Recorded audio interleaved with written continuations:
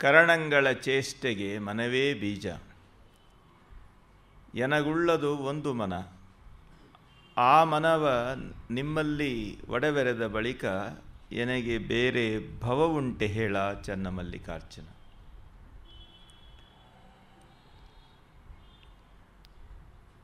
ಒಂದು ಭಾವಪೂರ್ಣವಾದಂಥ ಆಧ್ಯಾತ್ಮಿಕ ಚಿಂತನೆಯಲ್ಲಿಯೂ ಖಚಿತವಾಗಿರ್ತಕ್ಕಂಥ ವಿಚಾರ ವಿಮರ್ಶೆ ಮಹಾದೇವಿ ಅಕ್ಕನ ವೈಶಿಷ್ಟ್ಯ.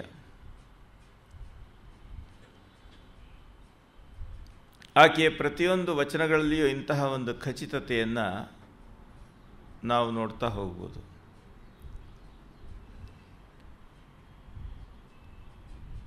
ಕಲ್ಯಾಣದ ಅಂಗಳದಲ್ಲಿ ಅರಳಿದ ಅತ್ಯದ್ಭುತವಾಗಿರುವಂಥ ಚಿಂತನೆ ಮತ್ತು ಯಾವ ಕಾಲಕ್ಕೂ ಸರಿಸಾಟಿ ಇಲ್ಲದೆ ಇರತಕ್ಕಂಥ ಒಂದು ಆಧ್ಯಾತ್ಮಿಕ ಅನುಭವವನ್ನು ಜಗತ್ತಿಗೆ ಕೊಟ್ಟು ಬೆಳಕಾದಂತಹ ಒಂದು ಅದ್ಭುತ ಚೇತನ.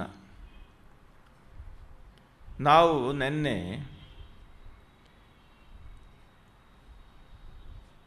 ಮುಕ್ತಾಯ ಅಕ್ಕನ ಬಗ್ಗೆ ನಾವು ಮಾತಾಡ್ತಾ ಪ್ರಾಸಂಗಿಕವಾಗಿ ಅಕ್ಕನನ್ನು ನಾನು ನೆನಪಿಸಿಕೊಂಡೆ.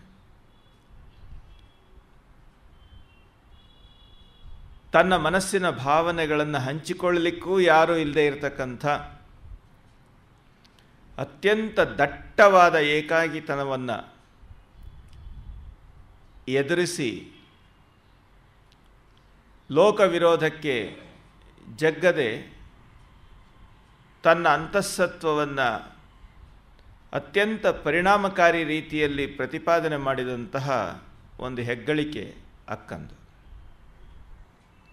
ಸಾಮಾನ್ಯ ಕುಟುಂಬದಲ್ಲಿ ಹುಟ್ಟಿ ಉತ್ತಮ ಸಂಸ್ಕಾರವಂತ ಪರಿಸರದಲ್ಲಿ ಬೆಳೆದು ಸುನಾಮಿಯಂತೆ ಅಪ್ಪಳಿಸಿದಂತಹ ಪರಿಸ್ಥಿತಿಗೆ ಎದೆಗೊಟ್ಟು ತನ್ನ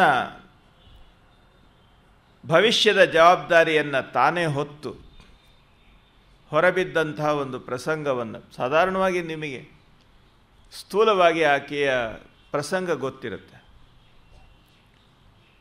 ಬಾಲ್ಯದಿಂದಲೂ ಆಧ್ಯಾತ್ಮ ಚಿಂತನೆಯ ಕಡೆಗೆ ಮನಸ್ಸು ಕೊಟ್ಟಂಥ ಅಕ್ಕ ಹರನೇ ನೀನೆನಗೆ ಗಂಡನಾಗಬೇಕೆಂದು ಅನಂತಕಾಲ ತಪಸ್ಸಿದ್ದೆ ನೋಡ ಅಂತ ಹೇಳಿ ಮುಂದೆ ಉದ್ಗಾರ ತೆಗೆಯುವ ಹಾಗೆ ಬಾಲ್ಯದಿಂದಲೂ ಆ ಪರಮಾತ್ಮನನ್ನೇ ನೆಚ್ಚಿಕೊಂಡು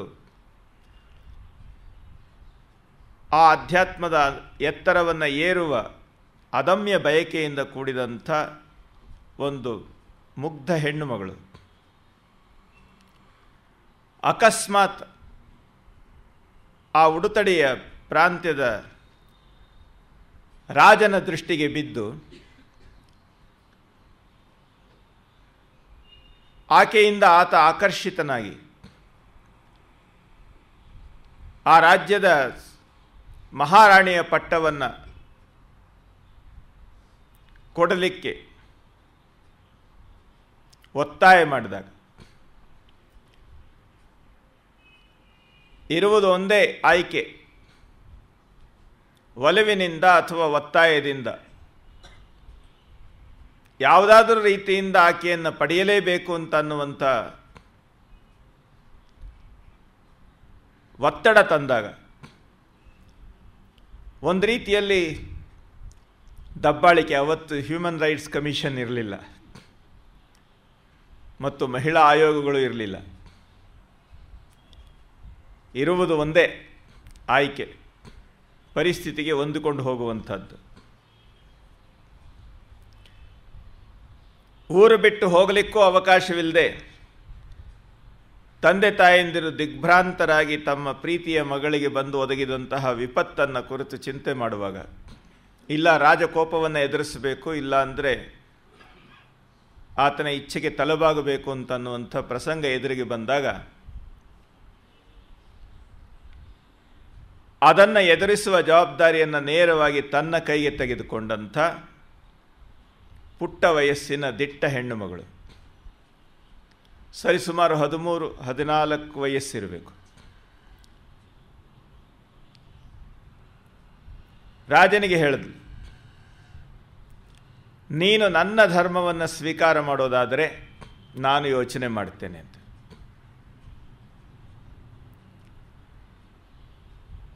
ಆತ ಅದರ ಬಗ್ಗೆ ತಕ್ಷಣ ತೀರ್ಮಾನ ತೆಗೆದುಕೊಳ್ಳಲಿಕ್ಕೆ ಹಿಂದೇಟು ಹಾಕಿದಾಗ, ಆಯಿತು, ಇದಕ್ಕೆ ಕೆಲವು ತಿಂಗಳ ಕಾಲಾವಕಾಶ. ಆತ ಹೇಳಿದ, ಕಾಲಾವಕಾಶವನ್ನೇನೋ ಕೊಡ್ತೇನೆ, ಆದರೆ ನೀನು ಅರಮನೆಯಲ್ಲಿಯೇ ಬಂದು ವಾಸ ಮಾಡಬೇಕು.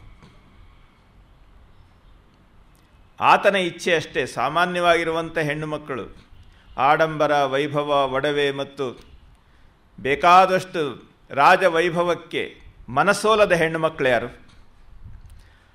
ಅದರಲ್ಲಿ ರಾಜವೈಭವವನ್ನು ಸಂಪೂರ್ಣವಾಗಿ ಮಹಾರಾಜ್ಞಿಯಾಗಿ ಆಳುವಂತಹ ಅವಕಾಶ ಸಿಕ್ಕರೆ ಯಾರು ತಾನೇ ಅದನ್ನು ಕೈ ಬಿಡುತ್ತಾರೆ? ಆ ವೈಭವವೇ ಆಕೆಯನ್ನು ಹಣ್ಣು ಮಾಡುತ್ತದೆ ಅಂತ ಹೇಳಿ ಸಾಮಾನ್ಯ ಜನರ ಹಾಗೆ ಆಕೆಯನ್ನು ಗಮನಿಸಿದಂಥ ಈತ ಅರಮನೆಯಲ್ಲಿ ಬಂದು ಇರಬೇಕು ಅಂತ ಅನ್ನುವಂಥ ಶಪಥ ಮಾಡಿದಾಗ ಆಕೆ ಹೇಳಿದ್ಲು, ಅರಮನೆಯಲ್ಲಿ ಬಂದಿರ್ತೇನೆ. ಆ ಮಾತಿಗೆ ಒಪ್ಪಿದ್ದಕ್ಕೆ ಕಾರಣ ಮನೆಯವರ ಮೇಲಿರ್ತಕ್ಕಂಥ ಈ ರಾಜ ಒತ್ತಡವನ್ನು ತಪ್ಪಿಸುವಂಥದ್ದು. ಈ ಒತ್ತಡದ ವ್ಯವಹಾರವನ್ನು, ಈ ಸಂಘರ್ಷವನ್ನು ಮನೆಯಿಂದ ಅರಮನೆಗೆ ತೆಗೆದುಕೊಂಡು ಹೋದಳು. ಆದರೆ 3 ಕರಾರು. ನಾನು ಮಾಡುವಂಥ ಪೂಜೆ ಮತ್ತು ಶರಣಗೋಷ್ಠಿಗಳಿಗೆ ಅಡ್ಡಿ ಬರಬಾರದು, ಮತ್ತು ಮಾನಸಿಕವಾಗಿರ್ತಕ್ಕಂಥ ವ್ಯವಸ್ಥೆ ಹೊಂದಾಣಿಕೆಯಾಗುವವರೆಗೆ ಯಾವುದೇ ರೀತಿಯ ಒತ್ತಡ, ದೈಹಿಕವಾಗಿ ಮಾನಸಿಕವಾಗಿ ಒತ್ತಡವನ್ನು ಹೇರಬಾರದು. ಹೀಗೆ 3 ಷರತ್ತುಗಳಿಗೆ ಒಳಪಟ್ಟು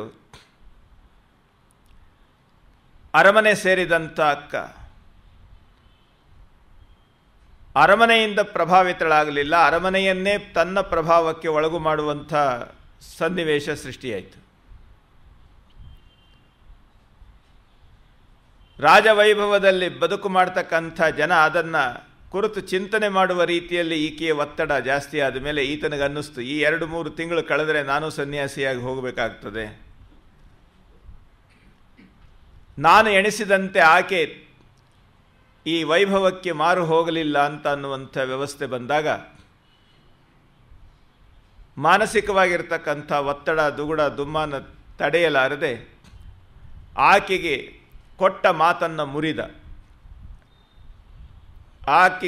ಮಾತನ್ನು ಮುರಿದ ಪರಿಣಾಮವಾಗಿ ಆಕೆ ಹೇಳಿದ್ಲು, ನೀನು ಮಾತಿಗೆ ತಪ್ಪಿದ್ದೀಯಾ ರಾಜ, ಅದಕ್ಕೋಸ್ಕರ ಅರಮನೆ ಬಿಟ್ಟು ಹೋಗ್ತೇನೆ ಅಂತ.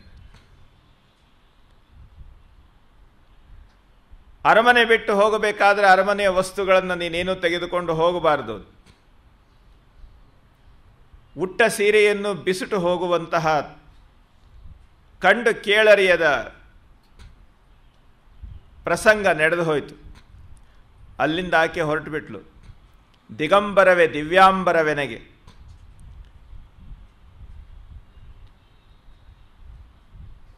ರಾಜ ತಬ್ಬಿಬ್ಬಾಗಿ ಬೆದರಿ ಬೊಂಬೆಯಂತೆ ನಿಂತು ನೋಡಿದ ಅಷ್ಟೆ. ಅರಮನೆ ಬಿಟ್ಟು ಬಂದ ಮಗಳನ್ನು ಮತ್ತೆ ಮನೆಗೆ ತರುವ ಪ್ರಯತ್ನ ಮಾಡಿದ್ರು. ಆದರೆ ಮತ್ತೆ ಮನೆಗೆ ಬಂದರೆ ಮನೆ ಉಳಿಯೋದಿಲ್ಲ ರಾಜರ ಕೋಪದಲ್ಲಿ ಅಂತ ಅನ್ನುವಂಥ ವ್ಯವಸ್ಥೆಯಲ್ಲಿ ಆಕೆ ಹೇಳಿದ್ಲು, ಒತ್ತಡದಿಂದ ಯಾವತ್ತು ನಾನು ಮನೆ ಬಿಟ್ಟು ಹೊರಗೆ ಬಂದೆ ಮತ್ತೆ ಬರಬೇಕಾದ್ದಿಲ್ಲ. ಮನೆ ಬಿಟ್ಟು ಹೆಣ್ಣು ಮಕ್ಕಳು ಒಂದೇ ಸಾರಿ ಹೊರಗೆ ಬರೋದು ಗಂಡನ ಮನೆಗೆ ಹೋಗುವಾಗ. ನಾನು ನನ್ನ ಪತಿ ಚನ್ನಮಲ್ಲಿಕಾರ್ಜುನನನ್ನು ಮದುವೆಯಾಗಲಿಕ್ಕಾಗಿ ಹೊರಟವಳು, ಮತ್ತೆ ಮನೆಗೆ ಬಂದರೆ ಅದು ಸರಿಯಿಲ್ಲ ಅಂತ ಹೇಳಿ ತಂದೆ ತಾಯಂದಿರ ವ್ಯಾಮೋಹವನ್ನು ತ್ಯಜಿಸಿ ಹೊರಟಳು.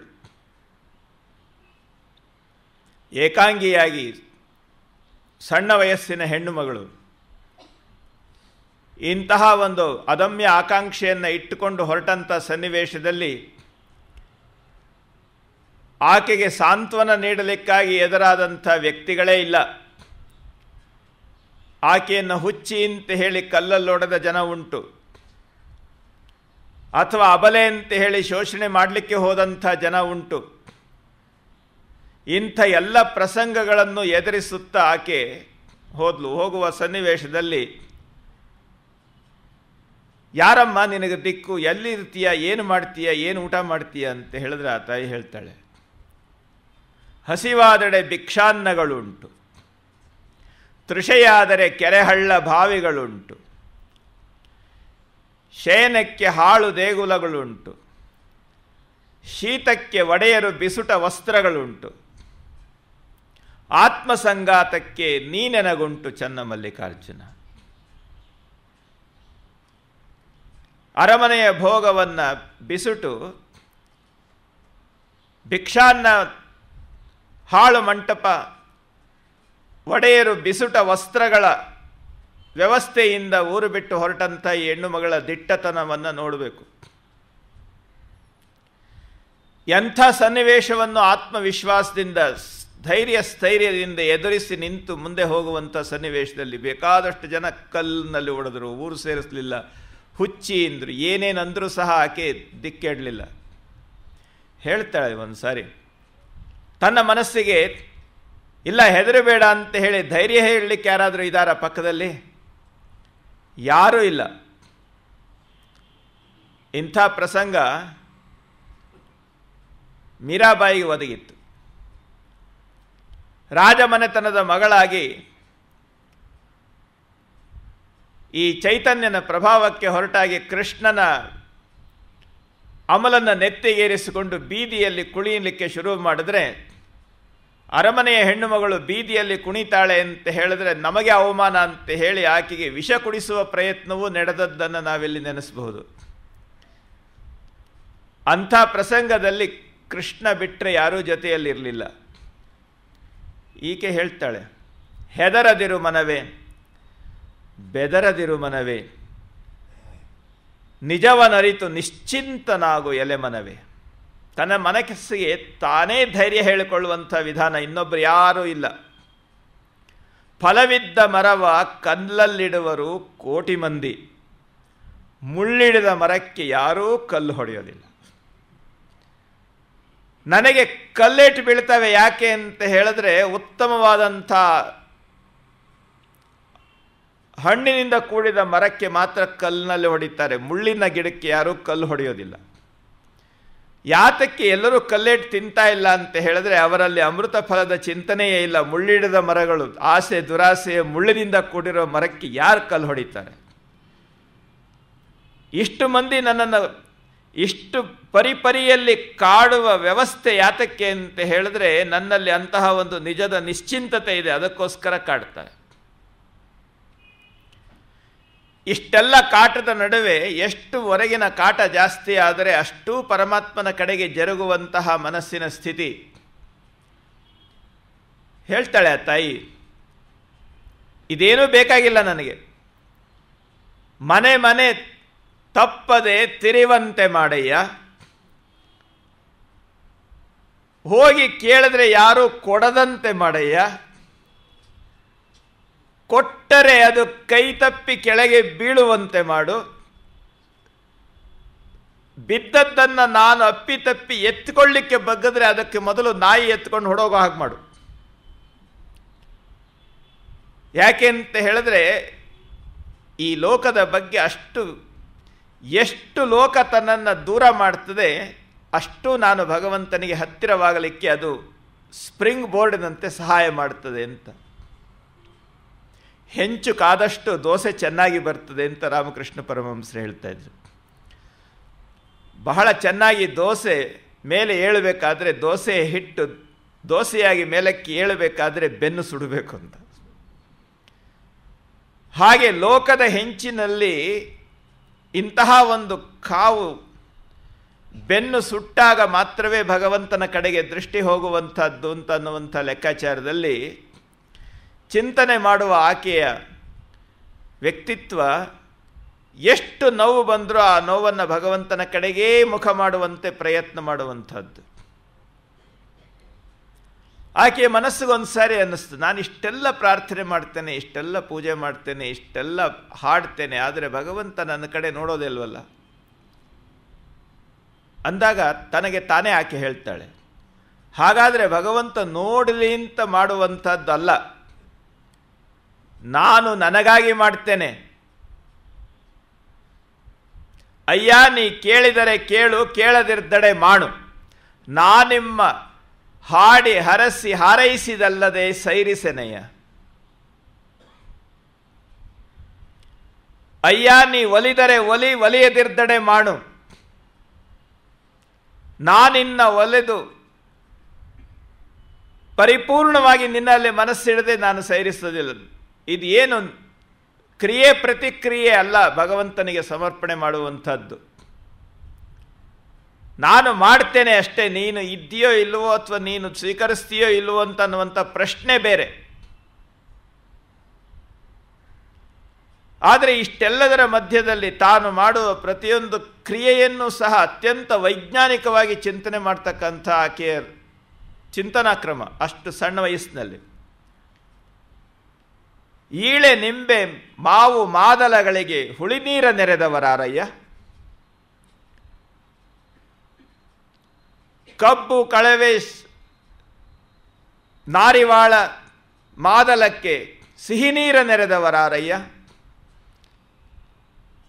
ಅದೇ ರೀತಿಯಲ್ಲಿ ಮರುಗ ಮಲ್ಲಿಗೆ ಪಚ್ಚೆ ಮುಡಿವಾಳಕ್ಕೆ ಸುಗಂಧದ ನೀರ ನೆರೆದವರಾರಯ್ಯ. ನೆಲ ಒಂದೇ, ಜಲ ಒಂದೇ, ಆದರೆ ಒಂದೊಂದು ಗಿಡದಲ್ಲಿ ಒಂದೊಂದು ರುಚಿ, ಒಂದೊಂದು ಸುಗಂಧ ಹೇಗೆ? ಈ ಪ್ರಶ್ನೆ ಹಾಕಿ ಹೇಳ್ತಾಳೆ, ಚನ್ನಮಲ್ಲಿಕಾರ್ಜುನಯ್ಯ ಹಲವು ಜಗಂಗಳ ಕೂಡಿಕೊಂಡಿರ್ದಡೇನು, ತನ್ನ ಪರಿಯೇ ಬೇರೆ. ಎಂಥ ಒಳ್ಳೆ ಟೀಚರ್ ನೋಡಿ, ಎಷ್ಟು ಅದ್ಭುತವಾದ ಉದಾಹರಣೆಗಳನ್ನು ಕೊಟ್ಟು ಹೇಳುವಂಥ ವ್ಯವಸ್ಥೆ ಇದೆಯಲ್ಲ. ಇಷ್ಟೆಲ್ಲದರ ನಡುವೆ ಲೋಕವನ್ನು ನೋಡುತ್ತಾ ಲೋಕದಿಂದ ಪಾಕವಾಗುವುದರ ಜೊತೆಗೆ ತನ್ನ ಅಂತಃಸತ್ವದಲ್ಲಿಯೇ ನಿರಂತರವಾಗಿ ನಿತ್ಯ ಚಿಂತನೆಯಿಂದ ತನ್ನ ಎತ್ತರವನ್ನು ತಾನೇ ಕಂಡುಕೊಳ್ಳುವಂತಹ ಮನಸ್ಥಿತಿ. ಆ ಭಗವದ್ವಿರಹವನ್ನು ಎಷ್ಟು ಅದ್ಭುತವಾದ ರೀತಿಯಲ್ಲಿ ಆಕೆ ವ್ಯಕ್ತಪಡಿಸ್ತಾಳೆ. ನಿನ್ನೆ ವಚನ ಪ್ರಾರಂಭ ಮಾಡಬೇಕು. ಎರೆಯಂತೆ ಕರಕರಗಿ ಮಳಲಂತೆ ಜರಿ ಜರಿದು ಕನಸಿನಲ್ಲಿ ಕಳವಳಿಸಿ ಆನು ಬೆರಗಾದೆ. ಆ ಭಗವಂತನ ನೆನಪು ಹೇಗೆ ಅಂತಂದರೆ, ಮುಂದೆ ಏನು ಹಿಂದಕ್ಕೆ ಹೋಗಬೇಕು ಮುಂದಕ್ಕೆ ಹೋಗಬೇಕು ಗೊತ್ತಿಲ್ಲ, ಇದ್ದಕ್ಕಿದ್ದ ಹಾಗೆ ಭಗವಂತನಲ್ಲಿ ಮನಸ್ಸು ಬುದ್ಧಿ ಕಾಯ ಎಲ್ಲವೂ ಅಂತಃಕರಣ ಚತುಷ್ಟಯಗಳೆಲ್ಲವೂ ಸ್ತಬ್ಧವಾಗಿಬಿಡುತ್ತೆ. ಆವುಗೆ ಕಿಚ್ಚಿನೊಳು ಸುಳಿದು ಬೆಂದೆ. ಇದನ್ನು ಹೇಳಿಕೊಳ್ಳೋಣ ಅಂತ ಹೇಳಿದ್ರೆ ಆಪತ್ತಿಗೆ ಸಖಿಯರ ನಾರನೂ ಕಾಣೆ.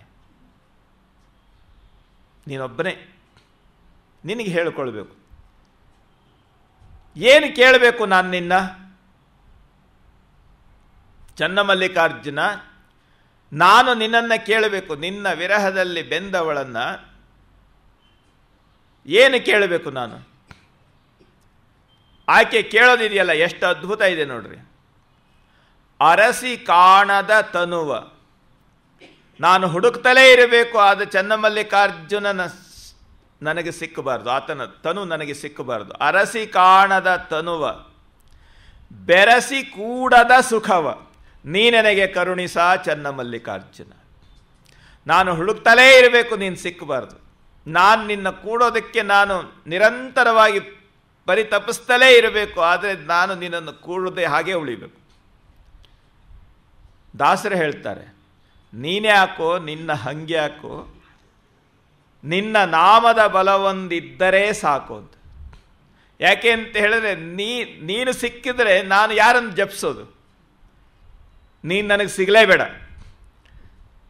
ನಿನ್ನ ನಾಮ ಅದೇ ನನಗೆ ಸರ್ವಸ್ವ. ರಾಮನಾಮ ಪಾಯಸಕ್ಕೆ ಕೃಷ್ಣನಾಮ ಸಕ್ಕರೆ, ವಿಠಲನಾಮ ತುಪ್ಪವ ಬೆರೆಸಿ ಬಾಯಿ ಚಪ್ಪರಿಸಿರೋ ಅಂತ ಹೇಳಿ ಕೇವಲ ಆ ಭಗವದ್ವಿರಹವನ್ನೇ ಆನಂದದ ಅನುಭೂತಿಯನ್ನಾಗಿ ಮಾಡಿಕೊಳ್ಳುವಂತಹ ವ್ಯವಸ್ಥೆ ಇದೆಯಲ್ಲ. ಇಲ್ಲಿ ಅಕ್ಕ ಕೇಳ್ತಾಳೆ, ಅರಸಿ ಕಾಣದ ತನುವ ಬೆರಸಿ ಕೂಡದ ಸುಖವ ನೀನೆನಗೆ ಕರುಣಿಸ ಚನ್ನಮಲ್ಲಿಕಾರ್ಜುನ.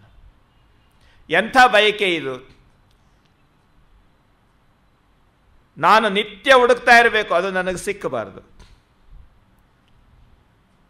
ಮತ್ತು ಅದನ್ನು ಬೆರೆಸಲಿಕ್ಕೆ ಆಗಲೇಬಾರದು, ಅದನ್ನು ಹಾಗೇ ಉಳಿಬೇಕು.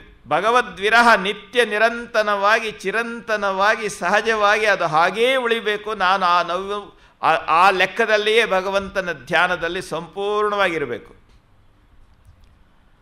ಮಕ್ಕಳಿಗೆ ಯಾವುದಾದ್ರೂ ಒಂದು ಸಿಹಿ ತಿಂಡಿಯ ಆಸೆ ಅಂತ ಹೇಳಿದ್ರೆ, ಆ ಸಿಹಿ ತಿಂಡಿ ತಿನ್ನುವವರೆಗೆ ಆ ಒಂದು ಆವೇಗ, ಉದ್ವೇಗ ಮತ್ತು ಚಡಪಡಿಕೆ ಇರ್ತದಲ್ಲ, ಅದು ನಿಜವಾದ ರುಚಿ. ತಿಂದು ಕಳ್ಕೊಳ್ಳೋದು ರುಚಿ ಅಲ್ಲ, ತಿಂದರೆ ಮುಗಿದೋಯ್ತು. ಆ ತಿನ್ನದೇ ಉಳಿಸಿಕೊಳ್ಳುವಂಥ ಆ ಒಂದು ವಿಶಿಷ್ಟವಾಗಿರುವಂಥ ಆಲೋಚನೆ ಇದೆಯಲ್ಲ, ಇದು ಈ ಸಂತರು ದಾಸರಲ್ಲಿ ಸಮಾನವಾಗಿ ಕಂಡುಬರ್ತಕ್ಕಂಥ ಒಂದು ಅದ್ಭುತ. ಇದು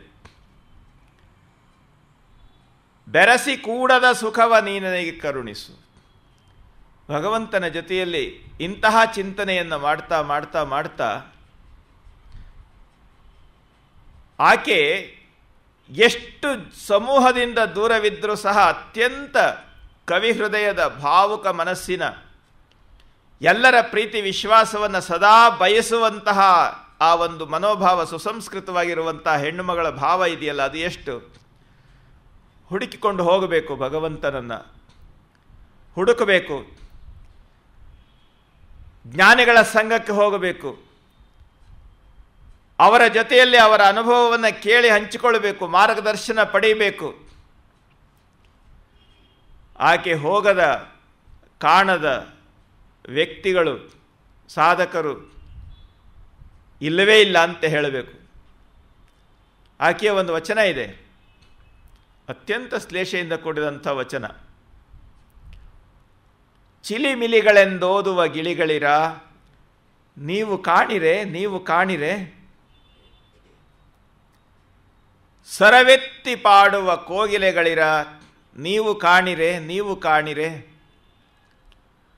ಕೊಳನ ತಡಿಯೊಳಗಾಡುವ ಹಂಸೆಗಳಿರ ನೀವು ಕಾಣಿರೆ, ನೀವು ಕಾಣಿರೆ,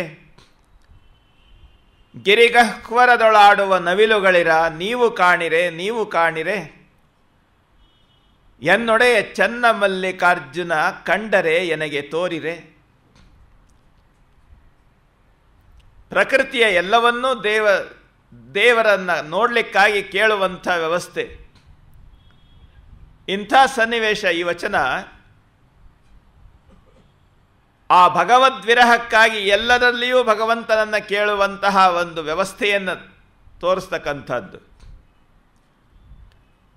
ಈ ಕ್ವಶ್ಚನ್ ಮಾರ್ಕನ್ನು ತೆಗೆದುಬಿಟ್ಟು ಅಲ್ಲಿ ಫುಲ್ ಸ್ಟಾಪ್ ಹಾಕ್ಬಿಟ್ರೆ ಅರ್ಥವೇ ಬೇರೆ ಆಗಿಬಿಡುತ್ತೆ. ಚಿಲಿಮಿಲಿಗಳೆಂದೋದುವ ಗಿಳಿಗಳಿರ ನೀವು ಕಾಣಿರೆ, ನೀವು ಕಾಣಿರೆ. ನೀವು ಸುಮ್ಮನೆ ಸದ್ದು ಮಾಡ್ತಾ ಇದ್ದೀರಿ, ನೀವು ಭಗವಂತನ ನೋಡಿಲ್ಲ, ಆದರೂ ಕುತೂಹಲದಿಂದ ಉತ್ಸಾಹದಿಂದ ಮಾತಾಡ್ತಾ ಇದ್ದೀರಿ. ಇಲ್ಲಿ ಪಕ್ಷಿಗಳನ್ನು ಕುರಿತು ಹೇಳಿದ್ದೇನೋ ಗೊತ್ತಿಲ್ಲ ಇದು, ಆದರೆ ಹೇಳಬಹುದು. ಚಿಲಿಮಿಲಿಗಳೆಂದೋದುವ ಗಿಳಿಗಳು ಅಂತ ಹೇಳಿದ್ರೆ ಶಾಸ್ತ್ರ ಪಂಕ್ತಿಗಳನ್ನು ಹಿಡ್ಕೊಂಡು ಹಾಗೇನೇ ಅದರ ಬಗ್ಗೆ ಚಿಂತನೆ ಮಾಡ್ತಕ್ಕಂಥ ಮನುಷ್ಯರು. ಬಸವಣ್ಣ ಒಂದು ಕಡೆ ಹೇಳ್ತಾನೆ, ಗಿಳಿಯೋದಿ ಫಲವೇನು ಬೆಕ್ಕು ಬಹುದಾ ಹೇಳಲರಿಯದು. ಗಿಳಿ ಹೇಳಿಕೊಟ್ಟಿದ್ದನ್ನು ಹೇಳ್ತದೆ ಅಷ್ಟೇ ಹೊರತು ಹೊಸ ವಾಕ್ಯಗಳನ್ನು ಸೃಷ್ಟಿ ಮಾಡೋಕ್ಕಾಗೋಲ್ಲ. ಅದು ಬೆಕ್ಕು ಬರ್ತಾ ಇದೆ ನನ್ನನ್ನು ಹಿಡೀಲಿಕ್ಕೆ ಅಂತ ಹೇಳಲಿಕ್ಕೆ ಬರೋಲ್ಲ, ಆದರೆ ನಾವೇನು ಹೇಳ್ಕೊಡ್ತೇವೋ ಅದನ್ನು ಮಾತ್ರ ಸ್ಪಷ್ಟವಾಗಿ ಒಪ್ಪಿಸ್ತದೆ. ಚಿಲಿಮಿಲಿಗಳೆಂದೋದುವ ಗಿಳಿಗಳಿರ ನೀವು ಕಾಣಿರೆ, ನೀವು ಕಾಣಿರೆ. ನೀವು ಭಗವಂತನನ್ನು ಕುರಿತು ಹೇಳ್ತಾ ಇದ್ದೀರಿ ಅಷ್ಟೇ, ಭಗವಂತನ ಅಷ್ಟಾದಶ ಪುರಾಣಗಳ ಪಂಕ್ತಿಗಳನ್ನು ಹಾಗಾಗಿ ಹೇಳ್ತಾ ಇದ್ದೀರಿ, ನೀವು ಗೊತ್ತಿಲ್ಲ ಭಗವಂತ ಎಲ್ಲಿದ್ದಾನೆ ಅಂತ. ಸರವೆತ್ತಿ ಹಾಡುವ ಕೋಗಿಲೆಗಳಿರ ನೀವು ಕಾಣಿರೆ, ನೀವು ಕಾಣಿರೆ. ಉದಾತ್ತ ಅನುದಾತ್ತ ಸ್ವರಗಳನ್ನು ಹಾಕಿ ರಾಗವಾಗಿ ಜ್ಞಾನ ಸಾಗರವನ್ನು ಪ್ರಸ್ತುತಪಡಿಸುವಂತಹ ಮಂತ್ರ ಹೇಳುವವರು ಇದ್ದಾರಲ್ಲ, ಅವ್ರಿಗೆ ಭಗವಂತ ಗೊತ್ತಾಗ್ತಾ ಇಲ್ಲ. ಕೊಳನ ತಡಿಯೊಳಗಾಡುವ ಹಂಸೆಗಳಿರ. ಪ್ರತಿನಿತ್ಯ ಗಂಗಾ ತೀರ್ಥಕ್ಷೇತ್ರದಲ್ಲಿ ಉಳಿದು ದಿವಸಕ್ಕೆ 3 ಸಾರಿ ಗಂಗಾ ಸ್ನಾನ ಮಾಡಿ ಮತ್ತೆ ಪುಣ್ಯಸ್ನಾನ, ಈ ವರ್ಷದ ಪುಣ್ಯಸ್ನಾನ, ಪ್ರತಿ ದಿವಸದ ಪುಣ್ಯಸ್ನಾನ, ನಕ್ಷತ್ರ ಸ್ನಾನ, ಎಲ್ಲ ಪುಣ್ಯಸ್ನಾನದಲ್ಲಿ ಪ್ರತಿ ಸಾರಿಯೂ ಗಂಗೆಯಲ್ಲಿ ಮುಳುಗಿ ಹೇಳಿದಂಥ ಜನಗಳು ಸುತ್ತಿ ಸುತ್ತಿ ಬಂದಡಿಲ್ಲ, ಲಕ್ಷ ಗಂಗೆ ಮಿಂದಡಿಲ್ಲ. ಇದು ಆಕೆಯ ವಚನವೇ. ಕೊಳನ ತಡಿಯೊಳಗಾಡುವ ಹಂಸೆಗಳು ಆನಂದವಾಗಿ ಆ ಪುಣ್ಯಸ್ನಾನ ಮಾಡಿಕೊಂಡು ಅಲ್ಲೇ ಶಾಶ್ವತವಾಗಿ ಇದ್ದುಬಿಟ್ಟಿದ್ದಾರೆ. ಅವ್ರಿಗೂ ಭಗವಂತ ಕಂಡಿಲ್ಲ. ಗಿರಿಗಹ್ವರದೊಳಗಾಡುವ ನವಿಲುಗಳಿರ, ಎತ್ತರವಾಗಿರುವಂಥ ಗುಹೆಗಳಲ್ಲಿ ಆನಂದವಾಗಿ ಭಗವಂತನ ನಾಮಸ್ಮರಣೆ ಮಾಡ್ತಾ ಇರ್ತಕ್ಕಂಥ ಋಷಿಮುನಿಗಳ ರೀತಿಯಲ್ಲಿ ತಪಸ್ವಿಗಳಿದ್ದಾರಲ್ಲ, ನೀವು ನೋಡಿಲ್ಲ. ನೋಡಿದ್ರೆ ನನಗೆ ತೋರಿಸಿ. ಕೇವಲ ಉಪದೇಶ ಕೇಳೋದಿಲ್ಲ ನಾನು, ನನಗೆ ವಾಸ್ತವ ಪ್ರಜ್ಞೆ ಬೇಕು. ಭಗವಂತನನ್ನ ಕುರಿತು ಹೇಳಬೇಡಿ, ಭಗವಂತನನ್ನ ಕುರಿತು ತೋರಿಸಿ ಅಷ್ಟೆ.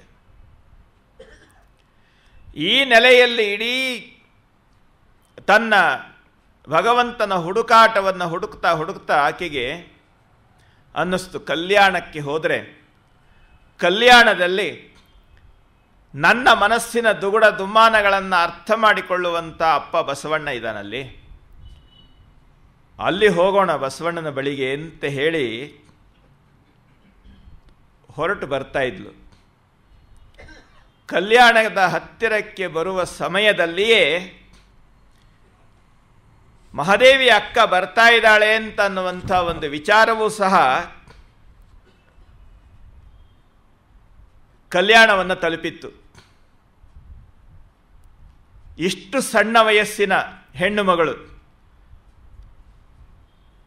ದೇವರ ಹುಚ್ಚು ಹಿಡಿದು ಇಷ್ಟು ರೀತಿಯಲ್ಲಿ ಆಕೆ ಸಾಧನೆ ಮಾಡ್ತಾ ಬರ್ತಾ ಇದ್ದಾಳೆ ಜಗತ್ತಿನಲ್ಲಿ. ಆಕೆ ಕಲ್ಯಾಣದ ಕಡೆ ಮುಖ ಮಾಡಿ ಬರ್ತಾ ಇದ್ದಾಳೆ ಅಂತ ಅನ್ನುವಂಥ ಸುದ್ದಿ ಕಲ್ಯಾಣವನ್ನು ತಲುಪಿತ್ತು. ಕಲ್ಯಾಣದ ಬಾಗಿಲಿನಲ್ಲಿ ಒಬ್ಬ ಹಿರಿಯ ಶರಣನನ್ನು ಆಕೆಯನ್ನು ಸ್ವಾಗತ ಮಾಡಿ ಕರ್ಕೊಂಡು ಬರಲಿಕ್ಕೋಸ್ಕರ ಬಸವಣ್ಣ ಕಳಿಸಿದ್ದ. ಕಿನ್ನರಿಯ ಬ್ರಹ್ಮಯ್ಯ ಅಂತ. ಅವನು ಒಂದು ರೀತಿ ಅನುಭವ ಮಂಟಪದ ಒಬ್ಬ ಕ್ವಾಲಿಟಿ ಕಂಟ್ರೋಲರ್ ಇದ್ದ. ಅನುಭವ ಮಂಟಪಕ್ಕೆ ಬರುವ ಯೋಗ್ಯತೆ ಆಕೆಗೆ ಇದೆಯಾ ಇಲ್ಲವಾ ಅಂತ ಪರೀಕ್ಷೆ ಮಾಡಿ, ಇದ್ದರೆ ಆಕೆಯನ್ನು ಇಲ್ಲಿ ಕರ್ಕೊಂಡು ಬರಬೇಕು, ಇಲ್ಲದಿದ್ದರೆ ಹಾಗೆ ಆಕೆಯನ್ನು ಸಾಗ ಹಾಕಬೇಕು ಅಂತ ಹೇಳಿ ಅವನು ಮನಸ್ಸಿನಲ್ಲಿ ಮಾಡಿಕೊಂಡು ಹೋಗಿದ್ದ. ಅಲ್ಲಿ ಹೋಗಿ ಊರ ಮುಂದೆ ತ್ರಿಪುರಾಂತಕ ಕೆರೆಯ ಹತ್ತಿರ ಅಕ್ಕನನ್ನು ಭೇಟಿಯಾಗ್ತಾನವನು.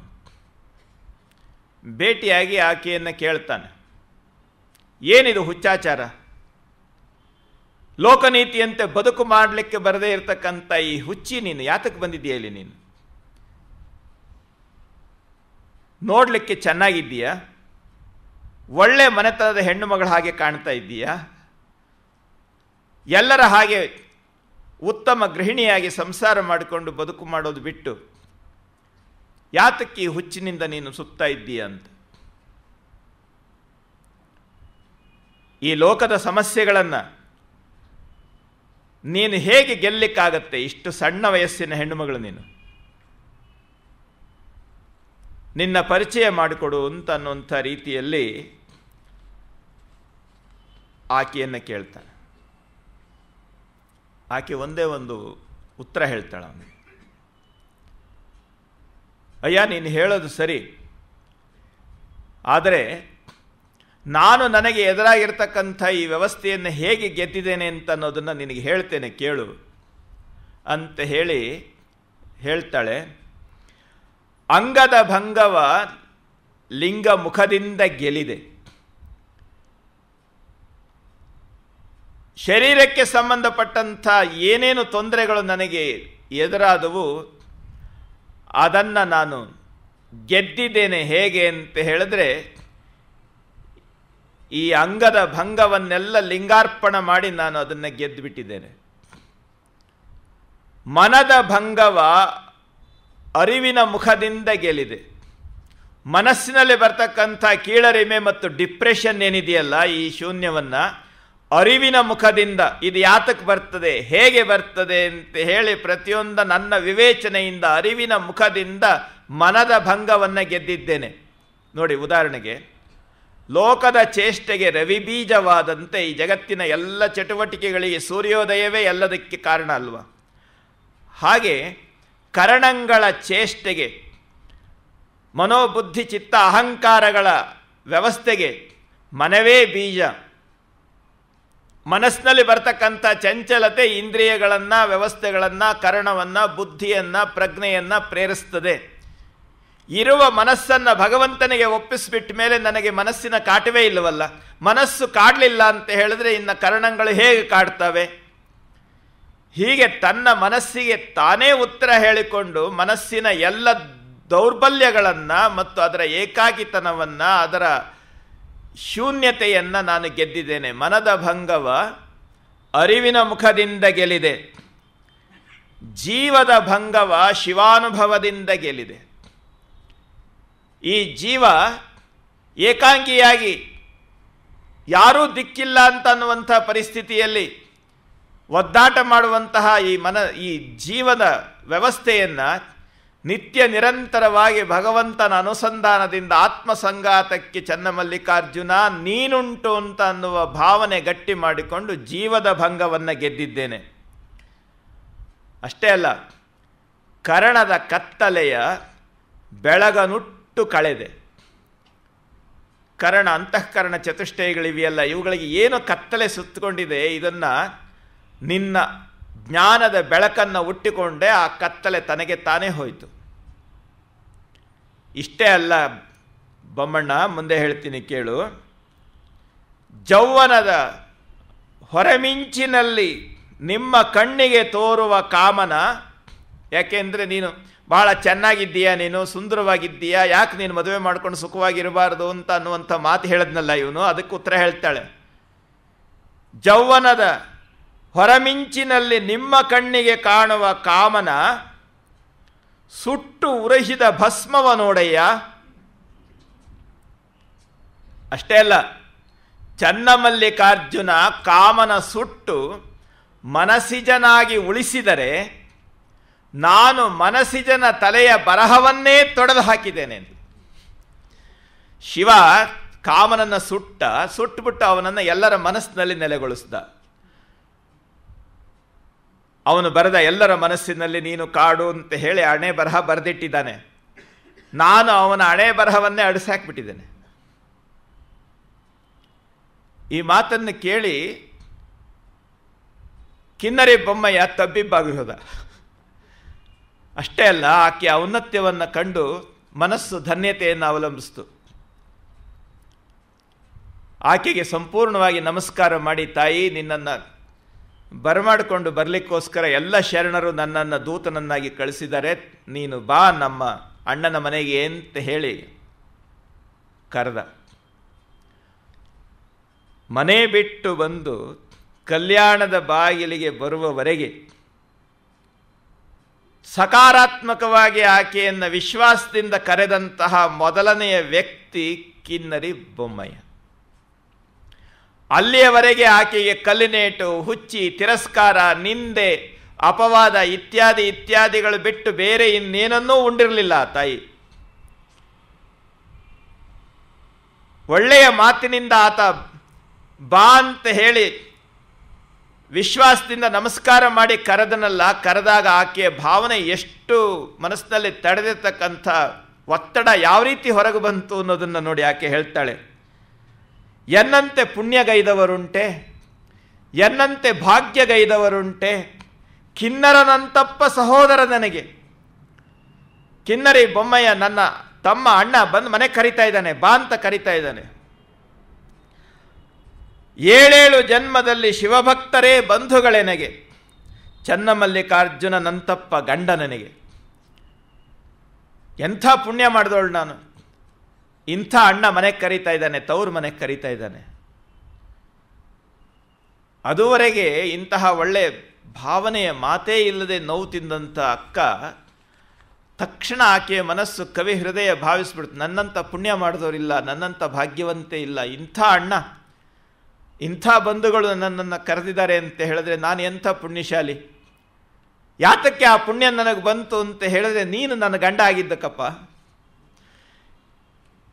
ಈ ಉತ್ತಮ ಭಾವನೆಗಳ ಜೊತೆಯಲ್ಲಿ ಸಹಜವಾಗಿ ಸ್ಪಂದಿಸುವಂತಹ ನವರಾದ ಭಾವನೆಗಳಿದೆಯಲ್ಲ, ಭಾವನೆಗಳಿಗೆ ಎಷ್ಟು ರೀತಿಯಿಂದ ಅರ್ಥ ಮಾಡಿದ್ರೂ ಸಹ ಆ ಭಾವನೆಗಳು ಆಕೆಯ ಭಾವನೆಗಳನ್ನು ತಲುಪಲಿಕ್ಕೆ ನಮಗೆ ಸಾಧ್ಯವೇ ಇಲ್ಲ.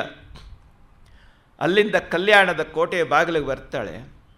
ಆ ಕಲ್ಯಾಣವನ್ನು ನೋಡಿದಾಗ ಆಕೆಯ ಮನಸ್ಸಿನಲ್ಲಿ ಬಂದಂಥ ಎತ್ತರವಾದ ಭಾವನೆ ಇದೆಯಲ್ಲ, ಇದನ್ನು ನಾವು ಗಮನಿಸಬೇಕು. ನಾವೆಲ್ಲ ಯೋಚನೆ ಮಾಡ್ತೇವೆ ಕಲ್ಯಾಣ ಅಂತ ಹೇಳಿದ್ರೆ ಒಂದು ಊರು, ಚಾಳುಕ್ಯರ ರಾಜಧಾನಿ, ಪಂಡಿತರಿಂದ ಮಂಡಿತವಾದಂಥ ಅತ್ಯಂತ ವೈಭವಯುತವಾಗಿರ್ತಕ್ಕಂಥ ಆ ಕಾಲದಲ್ಲಿ ಇನ್ನೊಂದು ಇಲ್ಲ ಅಂತ ಅನಿಸ್ಕೊಂಡಂಥ ಒಂದು ಅದ್ಭುತ ಅದು. ವಿಜ್ಞಾನೇಶ್ವರ ಹೇಳ್ತಾನೆ ಕಲ್ಯಾಣವನ್ನು ಕುರಿತು ಒಂದು ಮಾತು, ನಾಸೀದಸ್ತಿ ಭವಿಷ್ಯತಿ ಕ್ಷಿತಿತಲೆ ಕಲ್ಯಾಣ ಕಲ್ಪಂಪುರಂ. ಕಲ್ಯಾಣಕ್ಕೆ ಸಮಾನವಾಗಿರುವಂಥ ಒಂದು ನಗರ ಹಿಂದೆ ಇರಲಿಲ್ಲ, ಈಗ ಇಲ್ಲ, ಮುಂದೆ ಆಗೋದಿಲ್ಲ. ಎಂಥ ಕಲ್ಯಾಣ ಅದು!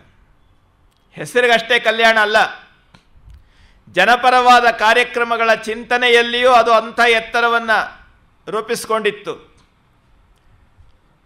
ಆ ನೆಲ ಅಷ್ಟು ಜನಪರವಾಗಿ ಸಮೂಹ ಚಿಂತನೆ ಮಾಡದೇ ಇದ್ದರೆ ವಿಜ್ಞಾನೇಶ್ವರ ಎಲ್ಲಿ ಹುಟ್ಟಿ ಬರ್ತಿದ್ದ?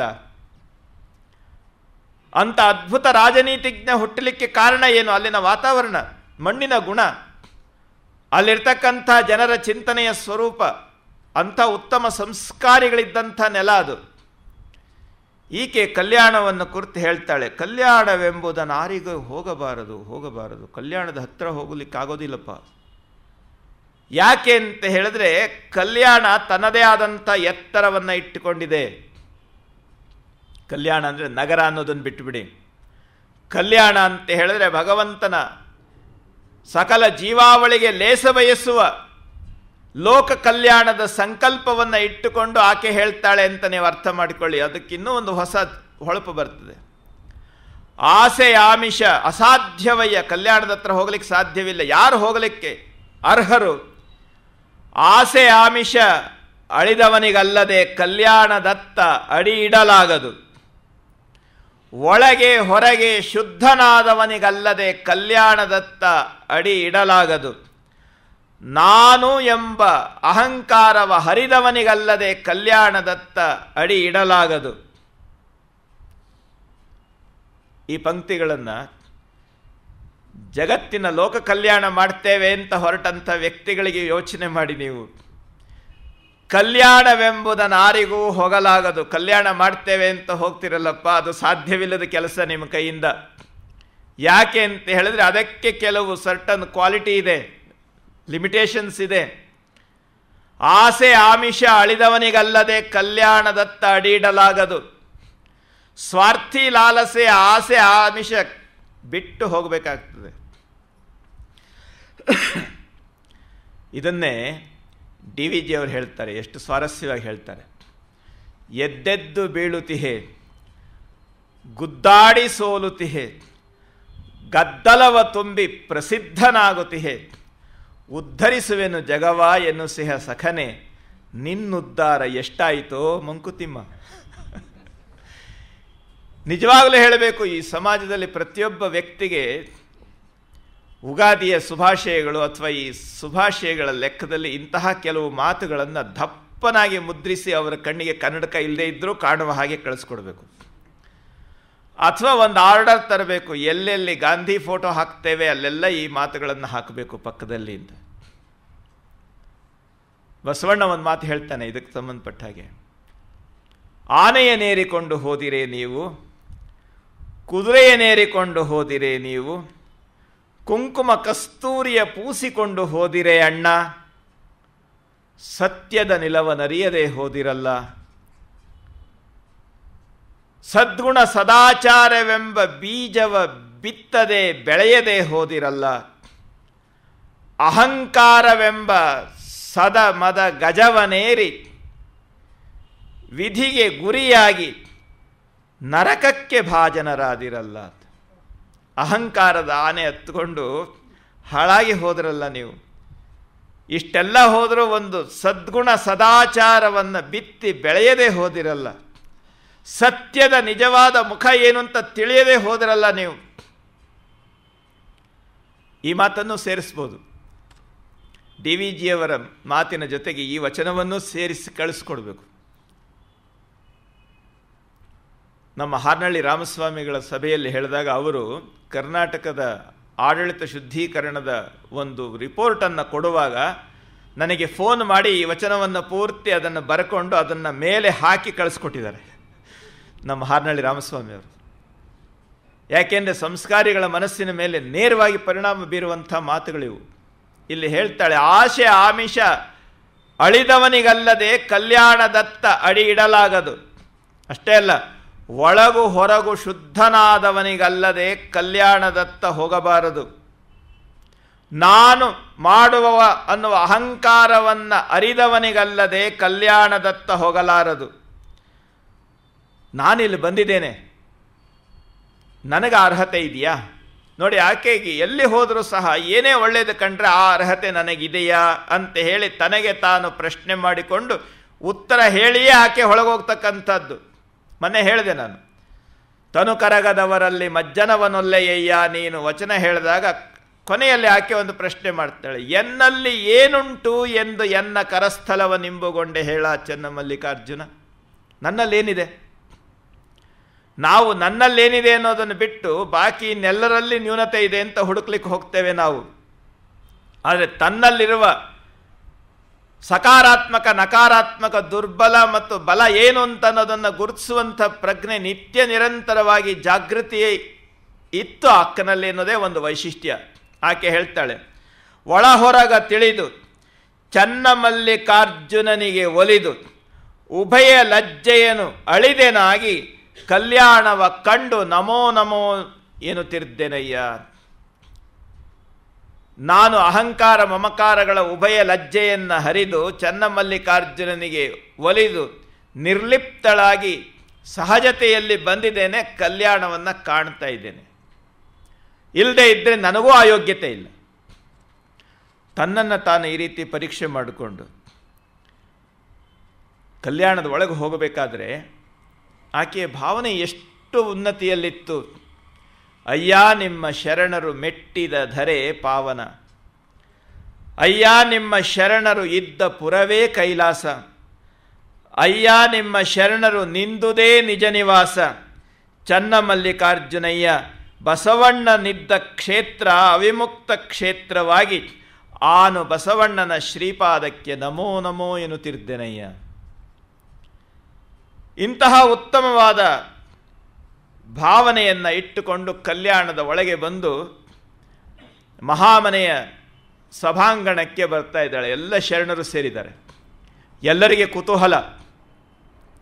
ಲೋಕಲೀಲೆಗೆ ವಿರುದ್ಧವಾಗಿ ಚನ್ನಮಲ್ಲಿಕಾರ್ಜುನನಿಗೆ ಒಲಿದು ಈ ಜಗತ್ತಿನ ಎಲ್ಲವನ್ನೂ ಎದುರಿಸಿ ನಿಂತಂಥ ಇಂಥ ಅದ್ಭುತವಾದಂಥ ಹೆಣ್ಣುಮಗಳ ಈ ಚೇತನ ಏನು ನೋಡಬೇಕು, ಆಕೆಯನ್ನು ಆಕೆಯ ಅನುಭವ ಕೇಳಬೇಕು ಅಂತ ಹೇಳಿ ಎಲ್ಲ ನಿಂತಿದ್ದಾರೆ. ಈ ನೊಂದು ಬಂದಂಥ ಮಗಳಿಗೆ ತಂದೆಯಂತೆ ಸಾಂತ್ವನ ಹೇಳಲಿಕ್ಕೆ ಬಸವಣ್ಣನ ಹೆಂಗರಳು ಸಿದ್ಧವಾಗಿ ನಿಂತಿದೆ. ದೂರದಲ್ಲಿ ಬರ್ತಿದ್ದ ಹಾಗೇನೆ ಮಡಿವಾಳ ಮಾಚಿದೇವರು ಆಕೆಯನ್ನು ಗೌರವವಾಗಿ ಬರಮಾಡಿಕೊಳ್ಳಿಕ್ಕೋಸ್ಕರ ತಮ್ಮ ನೆಡೆಮಡಿಯನ್ನು ಹಾಸಿದ್ರಂತೆ. ಆ ನೆಡೆಮಡಿಯನ್ನು ನೋಡಿ ಆಕೆ ಕಣ್ಣಿಗೆ ಒತ್ತುಕೊಂಡು, ಇದು ನನಗೆ ಚನ್ನಮಲ್ಲಿಕಾರ್ಜುನ ನಿನ್ನ ಶ್ರೀರಕ್ಷೆ ಅಂತ ಹೇಳಿ ಅದನ್ನು ಮೈ ಮೇಲೆ ಹೊದ್ದುಕೊಂಡು ಒಳಗೆ ಬಂದ್ಲಂತೆ ಅಕ್ಕ. ಬರ್ತಿದ್ದ ಹಾಗೇನೆ ಬಸವಣ್ಣನ ಮನಸ್ಸಿನಲ್ಲಿ ಭಾವನೆಯ ತಾಕಲಾಟ ತಡೆಯಲಿಕ್ಕೆ ಆಗಲಿಲ್ಲ. ಆತ ಪ್ರಭುವನ್ನು ಕುರಿತು ಹೇಳ್ತಾನೆ, ಕಾಯದ ಲಜ್ಜೆಯ ಕಲ್ಪಿತವ ಕಳೆದು ಜೀವದ ಲಜ್ಜೆಯ ಮೋಹವನುಳಿದು ಮನದ ಲಜ್ಜೆಯ ನೆನಹ ಸುಟ್ಟು ಭಾವದ ಕೂಟ ಬತ್ತಲೆಯೆಂದರಿದು ತವಕದ ಸ್ನೇಹ ವ್ಯವಹಾರಕ್ಕೆ ಹೋಗದೆ ಕೂಡಲ ಸಂಗಮ ದೇವ ಎನ್ನ ಹೆತ್ತ ತಾಯಿ ಮಹಾದೇವಿಯಕ್ಕ ಬರುವ ನಿಲುವ ನೋಡ ಪ್ರಭುವೇ. ಹೇಳ್ದ, ಎಲ್ಲ ಆ ಕಡೆ ನೋಡ್ತಾ ಇದ್ದಾರೆ. ಆದರೆ ಈ ಪುಣ್ಯಾತ್ಮ ಹುಬ್ಬು ಗಂಟಿಕೊಂಡು ತುಟಿ ಬಿಕ್ಕೊಂಡು ಹಾಗೆ ನಿಂತಿದ್ದಾನೆ. ಪ್ರಭುದೇವರು ಸುಮ್ಮನೆ. ಆಕೆ ಬಂದು ಎಲ್ಲ ಶರಣರಿಗೆ ನಮಸ್ಕಾರ ಮಾಡಿದ್ಲು. ಎಲ್ಲರ ಕಂಗಳಲ್ಲಿ ಪ್ರೀತಿ ಇದೆ, ಅಭಿಮಾನ ಇದೆ, ವಾತ್ಸಲ್ಯ ಇದೆ, ಬಂದ ಮಗಳನ್ನು ಸ್ವೀಕಾರ ಮಾಡುವಂತಹ ಭಾವನೆಗಳಿವೆ. ಆದರೆ ಅನುಭವ ಮಂಟಪದ ಮುಖ್ಯಸ್ಥನಾಗಿದ್ದಂಥ ಪ್ರಭುದೇವರು, ಆತನ ಶಿಸ್ತಿಗೆ ಮೀರಿ ಯಾರೂ ಹೋಗಲಿಕ್ಕೆ ಸಾಧ್ಯ ಇಲ್ಲ. ಎಲ್ಲರೂ ಈ ರೀತಿ ಸ್ವಾಗತ ಕೋರಿದ್ರೆ ಈತ ಸ್ವಾಗತ, ಆಕೆ ಬಂದು ನಮಸ್ಕಾರ ಮಾಡಿ ನಿಲ್ತಿದ್ದ ಹಾಗೇನೆ ನೋಡ್ದ, ಕಣ್ಣಿನಿಂದ ದುರುದುರು ನೋಡ್ದ. ನೇರವಾಗಿ ಸಿಡಿಲಿನಂತೆ ಅಪ್ಪಳಿಸಿದ ಆಕೆಗೆ. ಉದಮದದ ಯೌವನವನೊಳಗೊಂಡ ಸತಿ ನೀನು, ಇತ್ತಲೇಕೆ ಬಂದೆಯವ್ವ? ಬಾ ಬಾ ಅಂತ ಹೇಳಿ ಸ್ವಾಗತ ಮಾಡುವಂಥ ಮಗಳಿಗೆ ದಕ್ಷ ಬ್ರಹ್ಮನಿಗೆ ಸತಿ ಕೊಟ್ಟಂಥ ಸ್ವಾಗತ ಇದು. ದಕ್ಷ ಬ್ರಹ್ಮ ತನ್ನ ಮಗಳು ಸತಿಗೆ ಕೊಟ್ಟಂಥ ಸ್ವಾಗತ ಇರಬೇಕಿದು. ಉದಮದದ ಯೌವನವನೊಳಗೊಂಡ ಸತಿ ನೀನು, ಇತ್ತಲೇಕೆ ಬಂದೆಯವ್ವ? ಸತಿ ಎಂದರೆ ಮುನಿವರು ನಮ್ಮ ಶರಣರು. ನಿನ್ನ ಪತಿಯ ಕುರುಹ ಹೇಳಿದರೆ ಕೊಳ್ಳಿರು, ಅಲ್ಲದಡೆ ತೊಲಗು ತಾಯಿ. ಇದು ಸ್ವಾಗತ. ಅಲ್ಲಿನಿಂದ ಇಲ್ಲಿಯವರೆಗೆ ಮನಸ್ಸು ಆತ್ಮೀಯರನ್ನ, ಹಿರಿಯರನ್ನ ಬಯಸಿ ಬರುವಂತಹ ಹೆಣ್ಣು ಮಗಳಿಗೆ ಆಪತ್ತಿಗೆ ಸಖಿಯರನ್ನಾರನೂ ಕಾಣೆ ಅಂತ ಹೇಳಿ ಎಲ್ಲ ನೋವಿಗೆ ಇಲ್ಲಿ ಸಾಂತ್ವನ ಸಿಗುತ್ತದೆ ಅಂತ ಬಂದಂಥ ಈ ಶರಣ ಸಮೂಹದಲ್ಲಿ ಸಿಕ್ಕ ಮೊದಲ ಸ್ವಾಗತ ಏನು ಅಂತ ಹೇಳಿದ್ರೆ, ನಿನ್ನ ಪತಿಯ ಕುರುಹ ಹೇಳಿದರೆ ಕುಳ್ಳಿರು, ಅಲ್ಲದಡೆ ತೊಲಗು ತಾಯಿ, ಹೋಗಾಚೆ. ಇದು ಸ್ವಾಗತ ಹೆಣ್ಣು ಮಗಳಿಗೆ. ಮನೆಗೆ ಬಂದಂಥ ಹೆಣ್ಣು ಮಗಳಿಗೆ, ದಿಕ್ಕೆಟ್ಟು ಬಂದ ಮಗಳಿಗೆ ಸಿಕ್ಕ ಸ್ವಾಗತ. ಯಾಕೆ ಬಂದೆ ಮೊದಲನೇ ಸ್ವಾಗತ. ತೊಲಗು ಅಂತನ್ನುವಂಥದ್ದು ಎರಡನೇ ಮಾತು. ನಮ್ಮ ಗುಹೇಶ್ವರನ ಶರಣರಲ್ಲಿ ಸಂಗ ಸುಖವ ಬಯಸುವಡೆ ನಿನ್ನ ಪತಿಯ ಯಾರೆಂಬುದ ಹೇಳು ಎಲೆ ಅವ್ವ. ಆದರೆ ಇನ್ಯಾರಾದರೆ ಹೆಣ್ಣುಮಕ್ಕಳಾಗಿದ್ದರೆ ಈ ಒಂದು ಸಿಡಿಲಿನ ಅಬ್ಬರಕ್ಕೆ ದನಿ ನಿಂತು ಹೋಗ್ತಿತ್ತೇನೋ. ಆಕೆ ತಕ್ಷಣ ಅಂತರ್ಮುಖಿಯಾದಳು. ನನ್ನ ಪತಿಯ ಕುರುಹು ಹೇಳಬೇಕಲ್ವಾ? ತನಗೆ ತಾನೇ ಸ್ವಗತದಂತೆ ಹೇಳಿಕೊಳ್ಳಿಕ್ಕೆ ಶುರು ಮಾಡಲು. ಹರನೆ, ನೀನೆನಗೆ ಗಂಡನಾಗಬೇಕೆಂದು ಅನಂತ ಕಾಲ ತಪಿಸಿದ್ದೆ ನೋಡ. ಹಸೆ ಮೇಲಣ ಮಾತ ಬೆಸೆಗೊಳಲಟ್ಟಿದಡೆ ಶಶಿಧರನ ಹತ್ತಿರಕ್ಕೇ ಕಳುಹಿದರೆಮ್ಮವರು.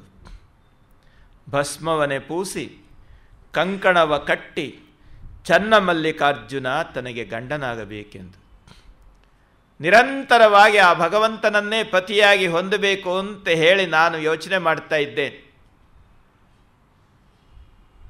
ಈ ಮಾತನ್ನ ಹಸೆಯ ಮೇಲಣ ಮಾತ ಬೆಸೆಗೊಳ್ಳಲು ಬೇರೆ ಯಾರೋ ಹಿರಿಯರು ಹೋಗಿ ನನಗೆ ಹೇಳಲಿಲ್ಲ, ಆ ಪತಿ ಮಹಾಶಯನಿಗೆ ಹೇಳಲಿಕ್ಕೆ ಹೋಗಲಿಲ್ಲ, ನನ್ನನ್ನೇ ಕಳಿಸ್ಬಿಟ್ಟು ಹೋಗು ನಿನ್ನ ಗಂಡನ ನೀನೇ ಹುಡುಕು ಅಂತ.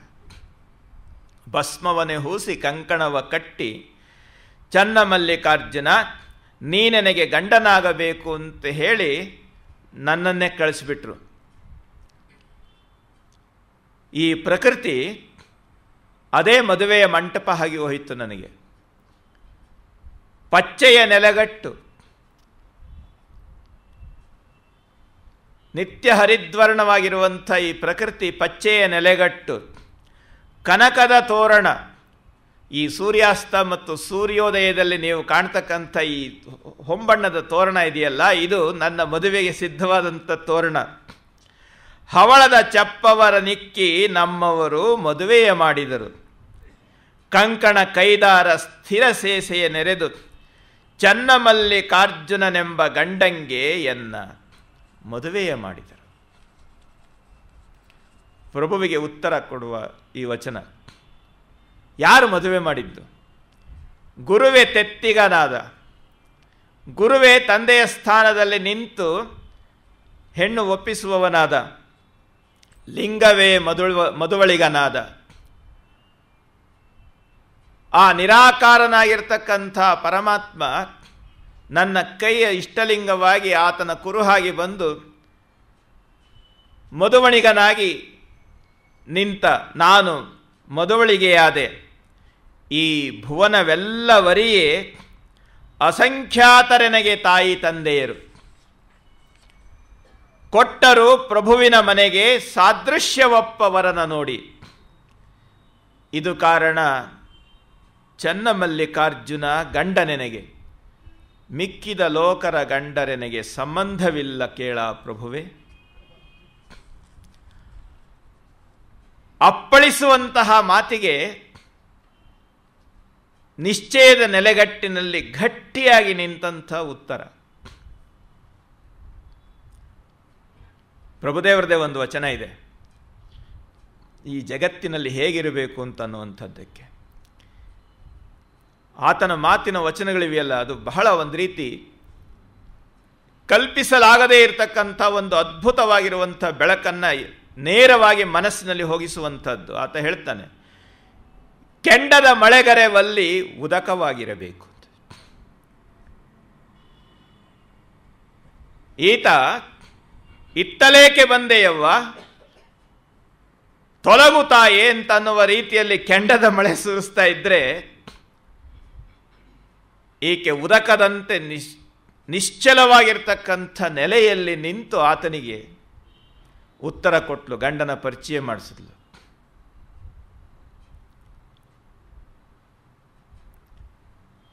ತಕ್ಷಣ ಒಂದು ಮಾತು ಹೇಳ್ದ ಅವನು,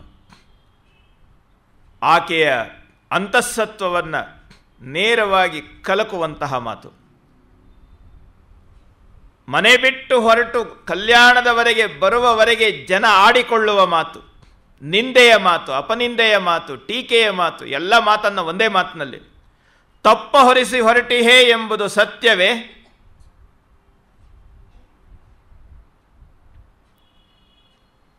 ಮದುವೆಯಾಗಲಿಕ್ಕೆ ಆತನ ಮನೆ ಸೇರಿ, ರಾಜನ ಮನೆ ಸೇರಿ ಆತನಿಗೆ ಇಲ್ಲದ ತಪ್ಪನ್ನು ಹೊರಿಸಿ ಮನೆ ಬಿಟ್ಟು ಹೊರಬಂದಿದ್ದೀಯ ನೀನು, ಹೊಸ್ತಿಲು ದಾಟಿದ ಹೆಣ್ಣು ಮಗಳು ನೀನು ಅನ್ನೋದು ಸತ್ಯವ? ನೇರವಾದಂಥ ಚುಚ್ಚು ನುಡಿ. ಮುಂದೆ ಮಾತು ಹೇಳ್ತಾನೆ, ತನು ಸೀರೆಯ ನುಳಿದು ನಿರ್ವಾಣವಾದಲ್ಲಿ ಮನದ ಭ್ರಾಂತು ನಿಶ್ಚಯವಾಗದು. ಕೇಶವೆಂಬ ಸೀರೆ ಅಂಗಕ್ಕೆ ಮರೆಯಾಯಿತ್ತು, ಅಪಮಾನ ಎಂತು ಹರಿದಿತ್ತು, ಅದು ಗುಹೇಶ್ವರ ಲಿಂಗಕ್ಕೆ ಸಲ್ಲದ ವೇಷ.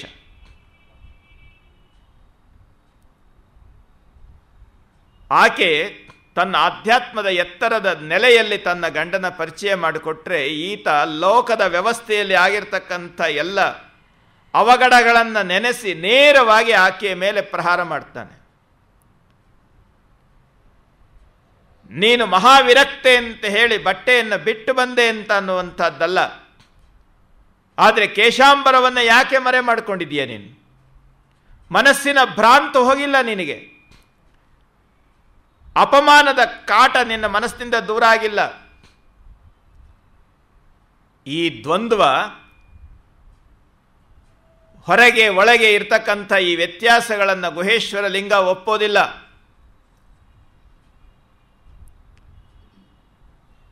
ಈ ನೇರವಾದಂಥ ಹೊಡೆತಕ್ಕೆ ಆಕೆ ಹೇಳಿದ್ಲು ನೇರವಾಗಿ, ಈ ಕಾಯ ವಸ್ತ್ರಧಾರಣೆ ಅಥವಾ ವಸ್ತ್ರವನ್ನು ಬಿಟ್ಟಿದೆ ಅಂತ ಅನ್ನುವಂಥ ಯೋಚನೆ ನನಗೆ ಇಲ್ಲವೇ ಇಲ್ಲ.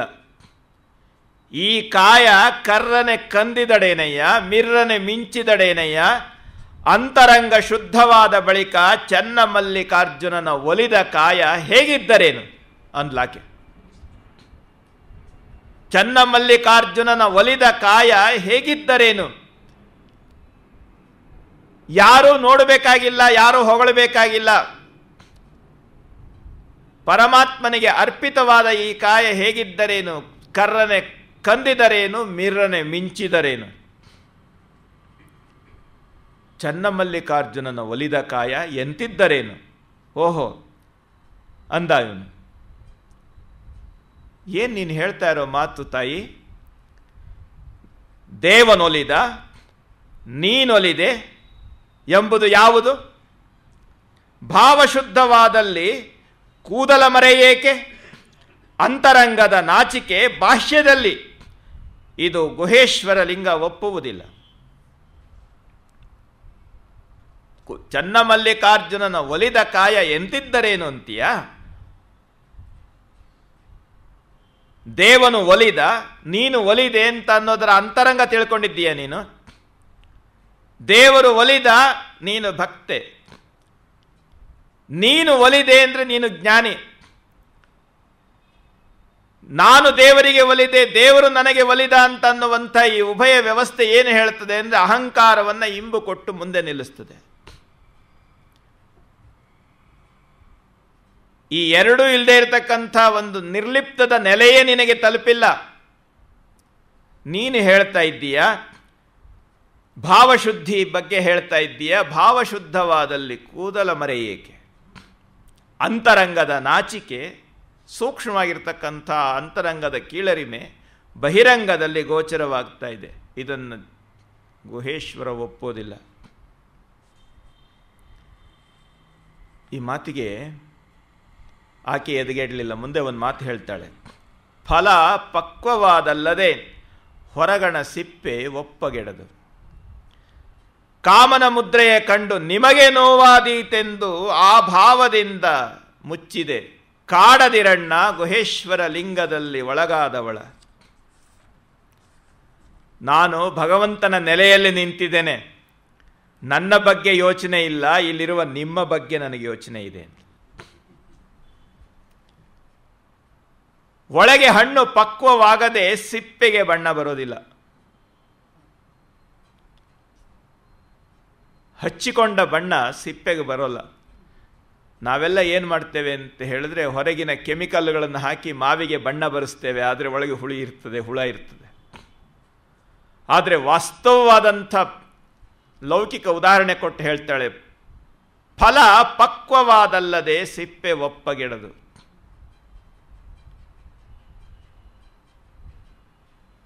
ನಿಮಗೆ ನೋವಾದೀತು ಅಂತನ್ನುವಂಥ ಮಾತನ್ನ ಹೇಳಿದಾಗ ಹೌದು, ಆದರೆ ತನ್ನ ಮನಸ್ಸಿನ ಒಪ್ಪಿಗೆಯನ್ನು ಕೊಡೋದಿಲ್ಲ ಪರೀಕ್ಷಕ. ಮತ್ತೆ ಫಲ ಪಕ್ವವಾದಲ್ಲದೆ ಸಿಪ್ಪೆ ಒಪ್ಪಗೆಡದು ಅಂತ ಹೇಳ್ತೀಯ. ಹಣ್ಣಾದರೆ ಅದು ಸರಿ, ಆದರೆ ಕಾಯಿಯಲ್ಲೇ ಕೊಳೆತು ಹೋದರೆ ಅದೇನು ಹೇಳ್ತೀಯ? ನೀ ದೇವರೊಳಗೋ ದೇವರು ನಿನ್ನೊಳಗೋ ಎಂಬ ಠಾವನ್ನೇ ತಿಳ್ಕೊಂಡಿಲ್ಲ ನೀನು. ಸಿಪ್ಪೆ ಒಪ್ಪಗೆಟ್ಟಾಗ ಹಣ್ಣಿನ ರಸ ಕೊಳಕಾಗುತ್ತದೆ. ಹಣ್ಣಿನ ರಸ ಕೊಳಕಾದರೆ, ಸಿಪ್ಪೆ ಕೆಟ್ಟು ಹೋದರೆ, ಮೇಲೆ ಕೊಳೆತರೆ ಒಳಗಿರುವ ಹಣ್ಣಿನ ರಸ ಕೆಟ್ಟು ಹೋಗ್ತದೆ. ನೀನು ದೇವರೊಳಗೋ ದೇವರು ನಿನ್ನೊಳಗೋ ಅಂತ ಅನ್ನುವಂಥ ವ್ಯವಸ್ಥೆಯನ್ನೇ ತಿಳ್ಕೊಂಡಿಲ್ಲ ನೀನು. ಗುಹೇಶ್ವರ ಲಿಂಗ ಒಪ್ಪದ ಮಾತು.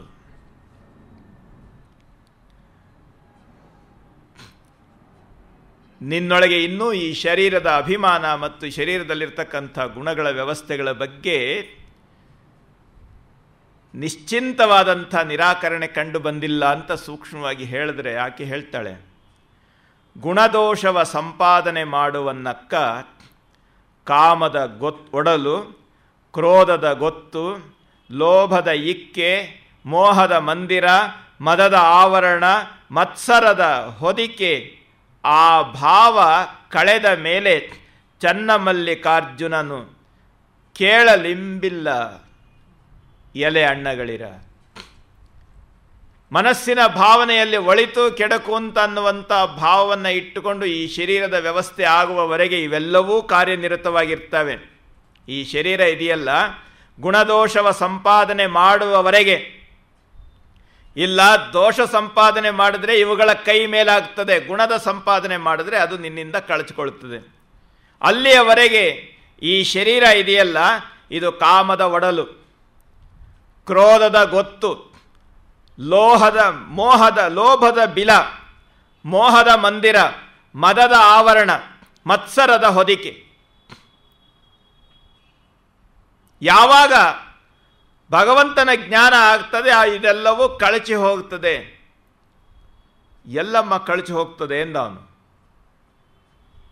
ಈ ಶರೀರ ಇದೆಯಲ್ಲ, ಸಪ್ತಧಾತುಗಳಿಂದ ಆಗಿರುವ ಶರೀರ ಇದೆಯಲ್ಲ, ಇದು ಈ ಸಪ್ತ ದೋಷಗಳಿಂದ ಕೂಡಿರ್ತಕ್ಕಂಥದ್ದೇ. ಕಾಮದಿಂದ ಮಾಂಸ, ಕಾಮದಿಂದ ಕಂಡ, ಕ್ರೋಧದಿಂದ ಅಸ್ಥಿ, ಲೋಭದಿಂದ ಸಕಲ ವಿಷಯಗಳು, ಮೋಹದಿಂದ ನೋಡಿದೆ ಎಂಬುದನ್ನೆಲ್ಲ ಕಾಮದ ಬಲೆಯ ಒಳಗು. ಕಾಮನ ಗೆದ್ದ ಠಾವ ಹೇಳ ಗುಹೇಶ್ವರ ಲಿಂಗಕ್ಕೆ ಎಂದ. ನೀನು ಎಲ್ಲ ಬಿಟ್ಟಿದ್ದೀನಿ ಅಂತ ಹೇಳ್ತೀಯಲ್ಲ, ಎಲ್ಲವನ್ನು ಗೆದ್ದಿದ್ದೀನಿ ಅಂತ ಹೇಳ್ತೀಯಲ್ಲ, ಕಾಮವನ್ನು ಗೆದ್ದ ಠಾವ ಯಾವುದು ಹೇಳು? ಕಾಮದಿಂದ ಈ ಮಾಂಸಖಂಡಗಳು, ಕ್ರೋಧದಿಂದ ಈ ಮೂಳೆ, ಲೋಭದಿಂದ ಈ ಸಕಲ ವಿಷಯಗಳು ಸೃಷ್ಟಿಯಾಗಿವೆ. ಮೋಹದಿಂದ ನೋಡಿದೆ ಎಂಬುದನ್ನೆಲ್ಲ ಕಾಮದ ಒಳಗೆ. ನಾನು ಭಗವಂತನನ್ನು ನೋಡಿದೆ, ಮಾಡದೆ, ನೋಡಲಿಲ್ಲ, ಎಲ್ಲವೂ ಸಹ ಈ ಎಲ್ಲ ವ್ಯವಸ್ಥೆಗಳ ಒಳಗೆ ಇರುವಂಥ ಲೆಕ್ಕದಲ್ಲಿ ಕಾಮನ ಗೆದ್ದ ಠಾವ ಹೇಳು. ಇವೆಲ್ಲವನ್ನೂ ನೀನು ಶರೀರದಲ್ಲಿ ಇಟ್ಟುಕೊಂಡೇ ಇದ್ದೀಯ. ಶರೀರ ಇದೆ, ಅಸ್ಥಿ ಇದೆ, ಮಾಂಸ ಇದೆ, ಮೂಳೆ ಇದೆ, ಚಿಂತನೆ ಇದೆ, ವ್ಯವಸ್ಥೆ ಇದೆ, ಇದೆಲ್ಲವೂ ಇದೆ, ಬದುಕಿದೆ.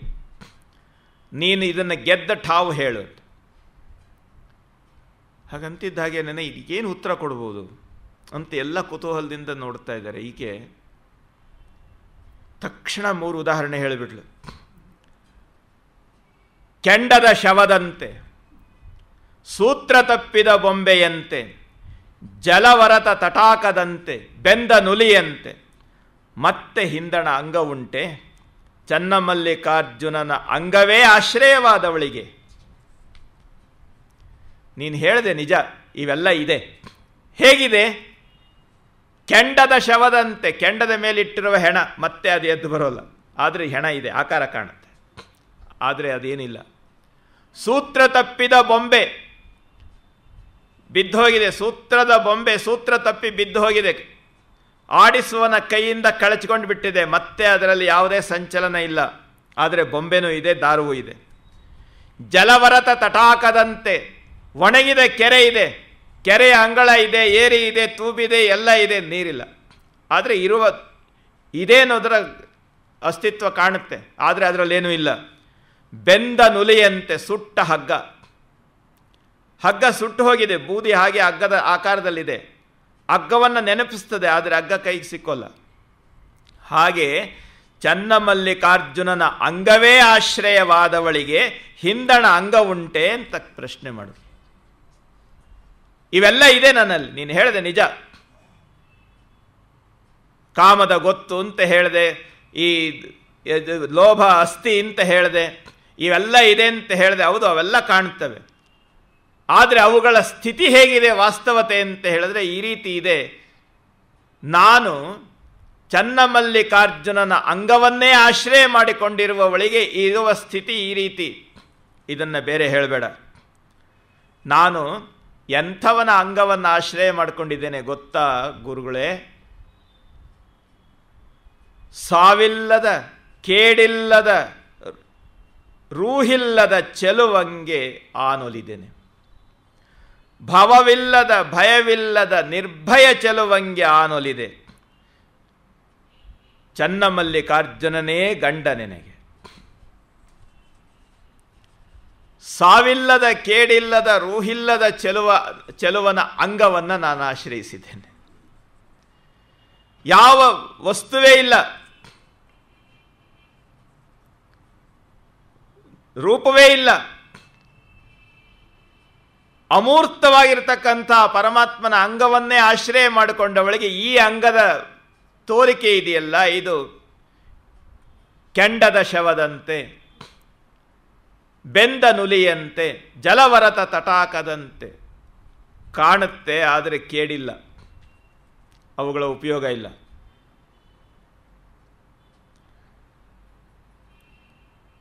ಏನಮ್ಮ ನೀನು ಹೇಳ್ತೀಯ? ನಿನ್ನ ಶರೀರ ಕಾಣ್ತಾ ಇದೆ, ನೀನು ಕಾಣ್ತಾ ಇದ್ದೀಯ, ನಾನು ಅವನನ್ನು ಆಶ್ರಯಿಸಿದ್ದೀನಿ ಅಂತ ಹೇಳ್ತೀಯಲ್ಲ, ಇದು ಹೇಗೆ?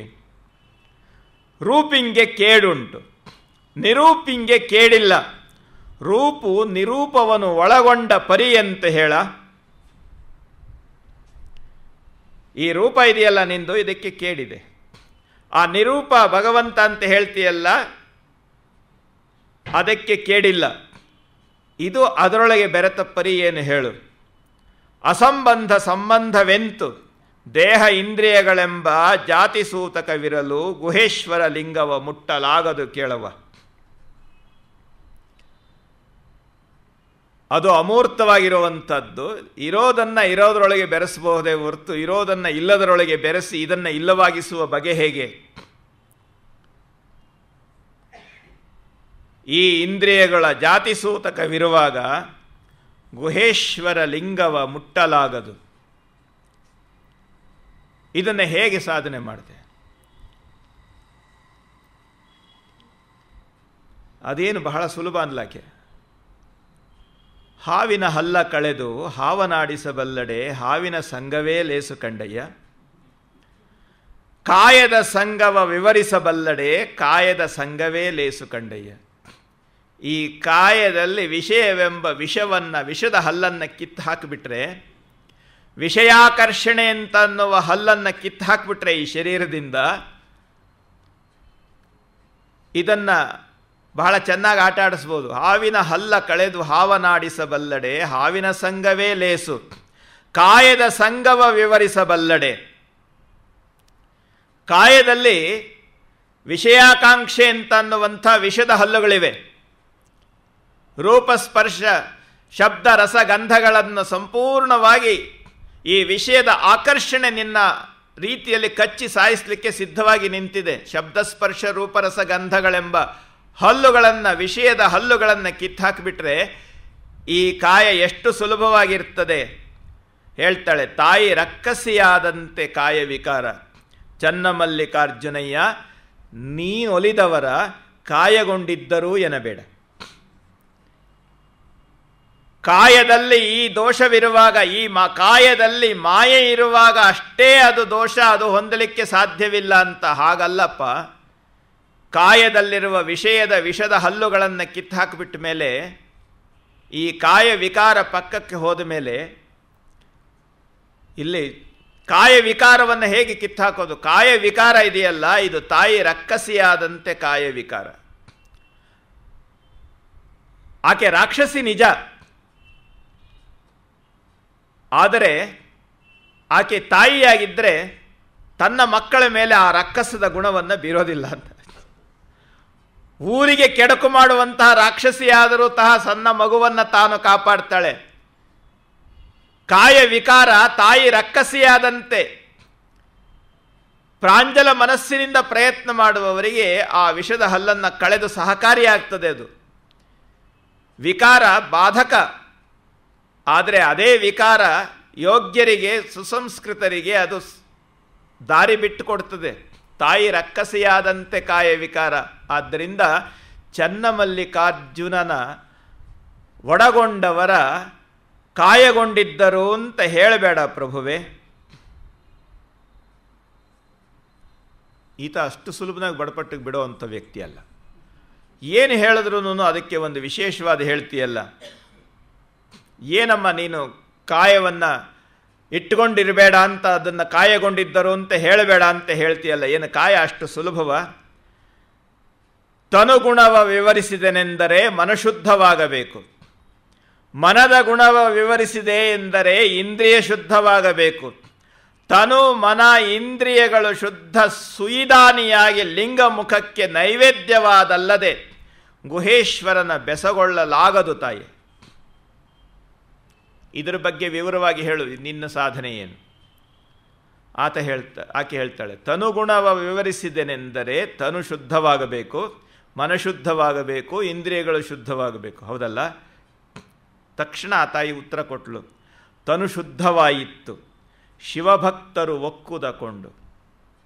ನಾನು ಶಿವಭಕ್ತರ ಅನುಗ್ರಹವನ್ನು ಪಡೆದು ಅವರ ಅನುಗ್ರಹ ರೂಪದಲ್ಲಿ ಕೊಟ್ಟ ಪ್ರಸಾದವನ್ನು ಸ್ವೀಕಾರ ಮಾಡಿದ್ದರಿಂದ ತನು ಶುದ್ಧವಾಯಿತು. ಯಾಕೆ ಅಂತ ಹೇಳಿದ್ರೆ, ಪದಾರ್ಥವನ್ನು ನಾನು ಊಟ ಮಾಡಿದರೆ ಪದಾರ್ಥದ ಗುಣದೋಷಗಳು ಶರೀರವನ್ನು ಕಾಡ್ತಾ ಇದ್ವು. ನಾನು ಭಗವಂತನಿಗೆ ನಿವೇದನೆ ಮಾಡಿದ ಪ್ರಸಾದವನ್ನು ಸ್ವೀಕಾರ ಮಾಡಿದ್ದೇನೆ, ಅದರಲ್ಲಿ ಪ್ರಸಾದದ ಗುಣವಲ್ಲದೆ ಬೇರೆ ಇನ್ಯಾವುದೂ ಇಲ್ಲ. ಮನಶುದ್ಧವಾಯಿತು ಅಸಂಖ್ಯಾತರ ನೆನೆದು.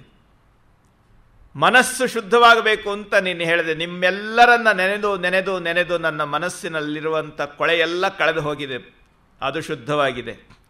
ಇನ್ನು ಇಂದ್ರಿಯ ಶುದ್ಧವಾಗುವ ಬಗ್ಗೆ ಹೇಳಿದ್ದೀರಿ. ಕಂಗಳು ಶುದ್ಧವಾಯಿತು ನಿಮ್ಮೆಲ್ಲರನ್ನ ನೋಡಿ. ನಿಮ್ಮೆಲ್ಲರನ್ನ ನೋಡಿದ್ದರಿಂದ ಕಂಗಳು ಶುದ್ಧವಾಯಿತು. ಕಿವಿ ಶುದ್ಧವಾಯಿತು ನಿಮ್ಮ ಕೀರ್ತಿಯ ಕೇಳಿ. ಭಾವನೆಯನ್ನು ಅಗಿದು ಜೀವನವು ಕೇಳ ಲಿಂಗ ತಂದೆ. ನೆಟ್ಟನೆ ನಿಮ್ಮ ಪೂಜಿಸಿ ಭವಗೆಟ್ಟೆ ನಾನು ಚನ್ನ ಮಲ್ಲಿಕಾರ್ಜುನ.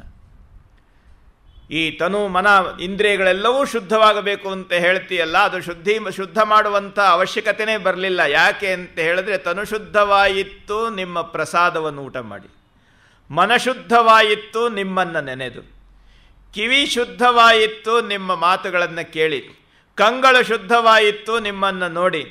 ಹೀಗೆ ಎಲ್ಲವೂ ನಿಮ್ಮಿಂದ ಶುದ್ಧವಾದಾಗ ನನಗೆ ಮತ್ತೆ ಶುದ್ಧೀಕರಣ ಮಾಡಬೇಕು ಅಂತ ಅನ್ನುವಂಥ ಪ್ರಸಂಗವೇ ಬರಲಿಲ್ಲ. ಈ ಭಾವನೆಯೇ ಎನಗಿದು ಜೀವನ, ನನ್ನ ಜೀವಸತ್ವವೇ ಈ ಭಾವನೆ. ಆದ್ದರಿಂದ ನೆಟ್ಟನೆ ನಿಮ್ಮ ಪೂಜಿಸಿ ಭವಗೆಟ್ಟೆ ನಾನು ಬೇರೆ ಸಿದ್ಧತೆಯನ್ನು ಮಾಡಿಕೊಳ್ಳುವಂಥ ವ್ಯವಸ್ಥೆಯೇ ಬರಲಿಲ್ಲ. ಯಾಕೆಂದರೆ ಇದೆಲ್ಲವೂ ನಿಮ್ಮ ಅನುಗ್ರಹದಿಂದ ಪರಿಕರವಾಗಿ ನನ್ನ ಜೊತೆಯಲ್ಲೇ ಇದ್ದ ಕಾರಣ. ಇಷ್ಟಾದರೂ ಅವನು ಪ್ರಶ್ನೆ ಕೇಳ್ದ. ಕಾಯ ಶುದ್ಧವಾಗದೆ ಲಿಂಗ ನೆಲೆಗೊಳ್ಳದು ಅಂದ. ಅದಕ್ಕೆ ಉತ್ತರ ಹೇಳಲು ತಾಯಿ, ಕಾಯದೊಳಗೆ ಅಕಾಯವಾಯಿತು. ಕಾಯ ಶುದ್ಧವಾಗೋ ಪ್ರಶ್ನೆನೇ ಇಲ್ಲ, ಕಾಯವೇ ಇಲ್ಲ. ಜೀವ ಶುದ್ಧವಾಯಿತೆಂದಡೆ ಲಿಂಗ ನೆಲೆಗೊಳ್ಳುವುದು. ಜೀವ ಶುದ್ಧಿಯಾಗುವ ಪ್ರಶ್ನೆಯೇ ಇಲ್ಲ, ಜೀವ ನಿರ್ಜೀವವಾಗಿ ಬಿಟ್ಟಿದೆ ಅಂದ್ಲಾಕೆ. ಭಾವ ಶುದ್ಧವಾಯಿತಲ್ಲದೆ ಲಿಂಗ ನೆಲೆಗೊಳ್ಳದು. ಭಾವದೊಳಗೆ ನಿರ್ಭಾವವಾಯಿತು. ನನ್ನದು ಅಂತನ್ನುವಂಥ ಭಾವನೆಗಳ ಅಲೆಯೇ ಏಳದೇ ಇರುವಾಗ ಅದು ನಿರ್ಭಾವುಕತೆಯಿಂದ ಕೂಡಿತ್ತು. ಗುಹೇಶ್ವರ ಲಿಂಗದಲ್ಲಿ ಶುದ್ಧ ಸುಯಿದಾನಿಯಾದರೆ ಎಂದರೆ ನಿಜದ ನೆಲೆಗೊಳ್ಳದು ಹೇಳ ಅಂತ ಕೇಳಿದ್ರೆ ಆಕೆ ಹೇಳ್ತಾಳೆ, ಎನ್ನ ಮನದೊಳಗೆ ಘನ ನೆನಪಾಗಿತ್ತು, ಎನ್ನ ತಲೆಮೊಲಗಳ ನೋಡಿ ಸಲುಹಿದಿರಾಗಿ ಚನ್ನಮಲ್ಲಿಕಾರ್ಜುನ ನಿಮ್ಮ ಧರ್ಮದವಳಾನು. ನಾನು ಬೇರೆ ಅದರ ಬಗ್ಗೆ ಯೋಚನೆ ಮಾಡಲಿಕ್ಕೆ ಆಗಲಿಲ್ಲ. ಗುಹೇಶ್ವರ ಲಿಂಗದಲ್ಲಿ ಶುದ್ಧ ಸುಯಿದಾನಿಯಾಗಿ ನಿನ್ನನ್ನು ನೀನೇ ನಿವೇದನೆ ಮಾಡಿಕೊಳ್ಳದೆ ನಿಜದ ನಿಲುವು ಇಲ್ಲ ಅಂತ ನೀವು ಹೇಳ್ತೀರಿ. ಚನ್ನಮಲ್ಲಿಕಾರ್ಜುನ ನನ್ನನ್ನು ತಲೆ ಮತ್ತು ನನ್ನ ಶರೀರ ಮತ್ತು ಬುದ್ಧಿಯ ಮೇಲೆ ಕೈ ಇಟ್ಟು ಅನುಗ್ರಹ ಮಾಡಿ ಲಿಂಗ ತಂದೆ ನನ್ನನ್ನು ಕಾಪಾಡಿದ್ದಾನೆ. ನಾನು ಅವನ ಹೆತ್ತ ಮಗಳು, ಆದ್ದರಿಂದ ನನಗೆ ಬೇರೆ ತಳ್ಳಲಿಕ್ಕೆ ಸಾಧ್ಯವೇ ಇಲ್ವಲ್ಲ ಅವನು. ಈ ಪ್ರಶ್ನೆ ಕೇಳಿದಾಗ ಮತ್ತೆ ಇನ್ನೊಂದು ಪ್ರಶ್ನೆ ಆಗ್ತದೆ. ತನು ಮನ ಇವುಗಳ ಬಗ್ಗೆ ಆಯ್ತಲ್ಲ. ಕೂಡಲಿಲ್ಲದ ಘನವ ಕೂಡುವ ಪರಿಯಂತು ಹೇಳಿದರೆ ಅದಕ್ಕೆ ಅದೇ ಕೊರತೆ. ಗುಹೇಶ್ವರ ಲಿಂಗವ ಬೇರೆ ಮಾಡಿ ಬೆರೆಸುವ ಪರಿಯಂತು ಹೇಳ. ನಾನು ಭಗವಂತನನ್ನು ನಿರಾಕಾರ ಅಂತ ಭಗವಂತನನ್ನು ಕೂಡಿದ್ದೇನೆ ಅಂತ ಅನ್ನುವಂಥದ್ದೇ ನೀನು ಕೂಡಿಲ್ಲ ಅನ್ನೋದಕ್ಕೆ ಸಾಕ್ಷಿಯಾಗಿಬಿಡುತ್ತೆ. ಹೇಗೆ ನೀನು ಅದರೊಳಗೆ ಸೇರಿಸ್ಬಿಟ್ಟೆ? ನಿರಾಕಾರದಲ್ಲಿ ನೀನು ಒಳಬೆರೆತು ಸೇರಿ ಅನುಭವದ ನೆಲೆಯಲ್ಲಿ ನಿಂತ ಪರಿ ಏನು ಅದನ್ನು ಹೇಳ್ತೀಯ? ಆಕೆ ತಕ್ಷಣ ಉತ್ತರ ಹೇಳಿದ್ಲು, ಅಂಗವ ಲಿಂಗ ಮುಖದಿಂದ ಅರ್ಪಿಸಿ ಅಂಗ ಅನಂಗವಾಯಿತು. ನೀನು ಹೇಳಿದೆ ಕೂಡಲಿಲ್ಲದ ಘನವ ಕೂಡುವ ಪರಿ ಎಂತು ಅಂತ. ಕೂಡಲಿಕ್ಕೆ ಏನೂ ಇಲ್ಲದೆ ಇರುವಂಥ ಪರಮಾತ್ಮನನ್ನು ಕೂಡುವ ಪರಿ ಏನು ಅಂತ ಹೇಳಿದ್ರೆ ಆ ತಾಯಿ ಹೇಳ್ತಾಳೆ, ಅಂಗವ ಲಿಂಗ ಮುಖಕ್ಕೆ ಅರ್ಪಿಸಿ ಅಂಗ ಅನಂಗವಾಯಿತು. ಈ ಶರೀರ ಇದೆಯಲ್ಲ, ಈ ಶರೀರದ ಕ್ರಿಯೆಗಳನ್ನೆಲ್ಲ ಕಳೆದು ಅದನ್ನು ಲಿಂಗಕ್ಕೆ ನೈವೇದ್ಯ ಮಾಡಿದ ಮೇಲೆ ಅದು ಲಿಂಗವೇ ಆಗಿ ಹೋಯಿತು, ನನ್ನದೇನೂ ಇಲ್ಲ. ಆದ್ದರಿಂದ ಅಂಗ ಅನ್ನೋದು ಉಳಿದೇ ಇಲ್ಲ. ಮನವ ಅರಿವಿಂಗೆ ಅರ್ಪಿಸಿ ಮನ ಲಯವಾಯಿತು. ಮನಸ್ಸಿನಲ್ಲಿ ಎಲ್ಲಿಯವರೆಗೆ ಸಂಕಲ್ಪ ವಿಕಲ್ಪಗಳು ಪುಟಿದೇಳ್ತಾ ಇರ್ತವೆ ಅಲ್ಲಿಯವರೆಗೆ ಮನಸ್ಸಿರ್ತದೆ. ಮನಸ್ಸಿನಲ್ಲಿ ಅರಿವು ಬೆಳಕಾದ ಮೇಲೆ ಅಲ್ಲಿ ಮನಸ್ಸಿನ ಸಂಕಲ್ಪ ವಿಕಲ್ಪಗಳೆಂಬ ಕತ್ತಲೆ ಉಳಿಯಲಿಕ್ಕೆ ಸಾಧ್ಯವೇ ಇಲ್ಲ. ಮನವ ಅರಿವಿಂಗರ್ಪಿಸಿ ಮನಲಯವಾಯಿತು. ಇನ್ನು ಭಾವವ ತೃಪ್ತಿಗರ್ಪಿಸಿ ಭಾವ ಬಯಲಾಯಿತು. ಈ ಭಾವ ಎಲ್ಲಿರ್ತದೆ? ಅದು ಬೇಕು ಇದು ಬೇಕು ಅನ್ನುವಂಥ ಬಯಕೆ. ಎಲ್ಲಿಯವರೆಗೆ ಬಯಕೆ? ಕೊರತೆ ಇರುವವರೆಗೆ. ಅದನ್ನು ತೃಪ್ತಿಗೆ ಅರ್ಪಿಸಿಬಿಟ್ಟ ಮೇಲೆ ಮತ್ತೆ ಬಯಕೆ ಇರೋದೇ ಇಲ್ಲ. ಊಟ ಮಾಡಬೇಕು ಅಂತ ಅನ್ನುವಂಥ ಬಯಕೆಯಿಂದ ಊಟಕ್ಕೆ ಕೂತ್ಕೊಳ್ತೀರಿ.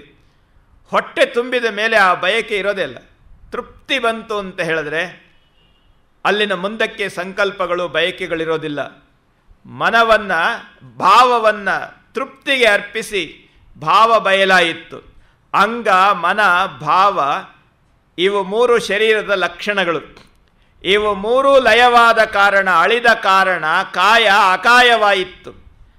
ಎನ್ನ ಕಾಯದ ಸುಖವ ಭೋಗವ ಲಿಂಗವೇ ಭೋಗಿಸುವವನಾಗಿ ನನ್ನದು ಅಂತನ್ನುವಂಥದ್ದನ್ನು ಎಲ್ಲವನ್ನೂ ಬಿಟ್ಟು ಎಲ್ಲವೂ ಭಗವಂತನದೇ ಅಂತ ಆದ ಮೇಲೆ ಅದರ ಎಲ್ಲ ಗುಣಗಳನ್ನು ಎಲ್ಲವನ್ನೂ ಭಗವಂತನೇ ಅದನ್ನು ಊಟ ಮಾಡುವವ ಅಂತ ಆದ ಮೇಲೆ ನಾನು ಶರಣಸತಿ ಲಿಂಗಪತಿಯಾದೆ. ಇದು ಕಾರಣ ಚನ್ನಮಲ್ಲಿಕಾರ್ಜುನನೆಂಬ ಗಂಡನ ಒಳಹೊಕ್ಕು ಅಡಗಿದೆ. ನೀರಿನಲ್ಲಿ ಸಕ್ಕರೆ ಕರಗಿದ ಹಾಗೆ ನನ್ನ ತನ ಆ ಅನಂತದಲ್ಲಿ ಕರಗಿ ಹೋಗಿದೆ. ಏನು ಉಳಿದಿಲ್ಲ ಅಂದ್ಲು. ಇದೇನಮ್ಮ ಇಂಥ ತಮಾಷೆ ಮಾಡ್ತೀಯ ನೀನು? ನಾ ಸತ್ತೆನೆಂದು ಹೆಣ ಕೂಗಿದ್ದುಂಟೆ?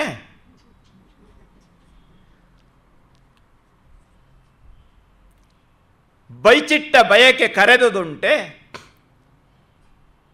ಹೆಪ್ಪಿಟ್ಟ ಹಾಲು ಸಿಹಿಯಪ್ಪುದೆ? ಈ ಮಾತು ಗುಹೇಶ್ವರ ಲಿಂಗಕ್ಕೆ ಒಪ್ಪಿತವಲ್ಲ ಕೇಳ. ನೀನು ಹೇಳ್ತಾ ಇದ್ದೀಯ ಕಾಯ ಅಕಾಯವಾಗಿ ಹಾಲು ಸಕ್ಕರೆಯಲ್ಲಿ ಕರಗಿದ ಮೇಲೆ ಕರಗೋಯ್ತು ಅಂತ. ನಾನು ಸಕ್ಕರೆ ಹಾಲಿನಲ್ಲಿ ಕರಗಿದ್ದೇನೆ ಅಂತ ಹೇಳಿ ಸಕ್ಕರೆಗೆ ಹೇಳಲಿಕ್ಕೆ ಸಾಧ್ಯವ? ನೀನು ಹೇಳ್ತಾ ಇದ್ದೀಯ ಅಂದರೆ ಅದೇ ಕೊರತೆ. ಆದ್ದರಿಂದ ನೀನು ಇದು ಲಿಂಗಕ್ಕೆ ಒಪ್ಪಿದ ಮಾತಲ್ಲ. ಏನಿದಕ್ಕೆ ಹೇಳಬೇಕು? ಆಕೆ ಸ್ಪಷ್ಟವಾಗಿ ಹೇಳೋದು, ಸತ್ತ ಹೆಣ ಕೂಗಿದ್ದುಂಟು, ಬೈಚಿಟ್ಟ ಬಯಕೆ ಕರೆದಿದ್ದುಂಟು, ಹೆಪ್ಪಿಟ್ಟ ಹಾಲು ಸಿಹಿಯಾಗಿದ್ದು ಉಂಟು. ಇದನ್ನು ನಿಶ್ಚಯಿಸಿ ನೋಡಿ ಚನ್ನಮಲ್ಲಿಕಾರ್ಜುನನ ಅಂತರಂಗದಲ್ಲಿ.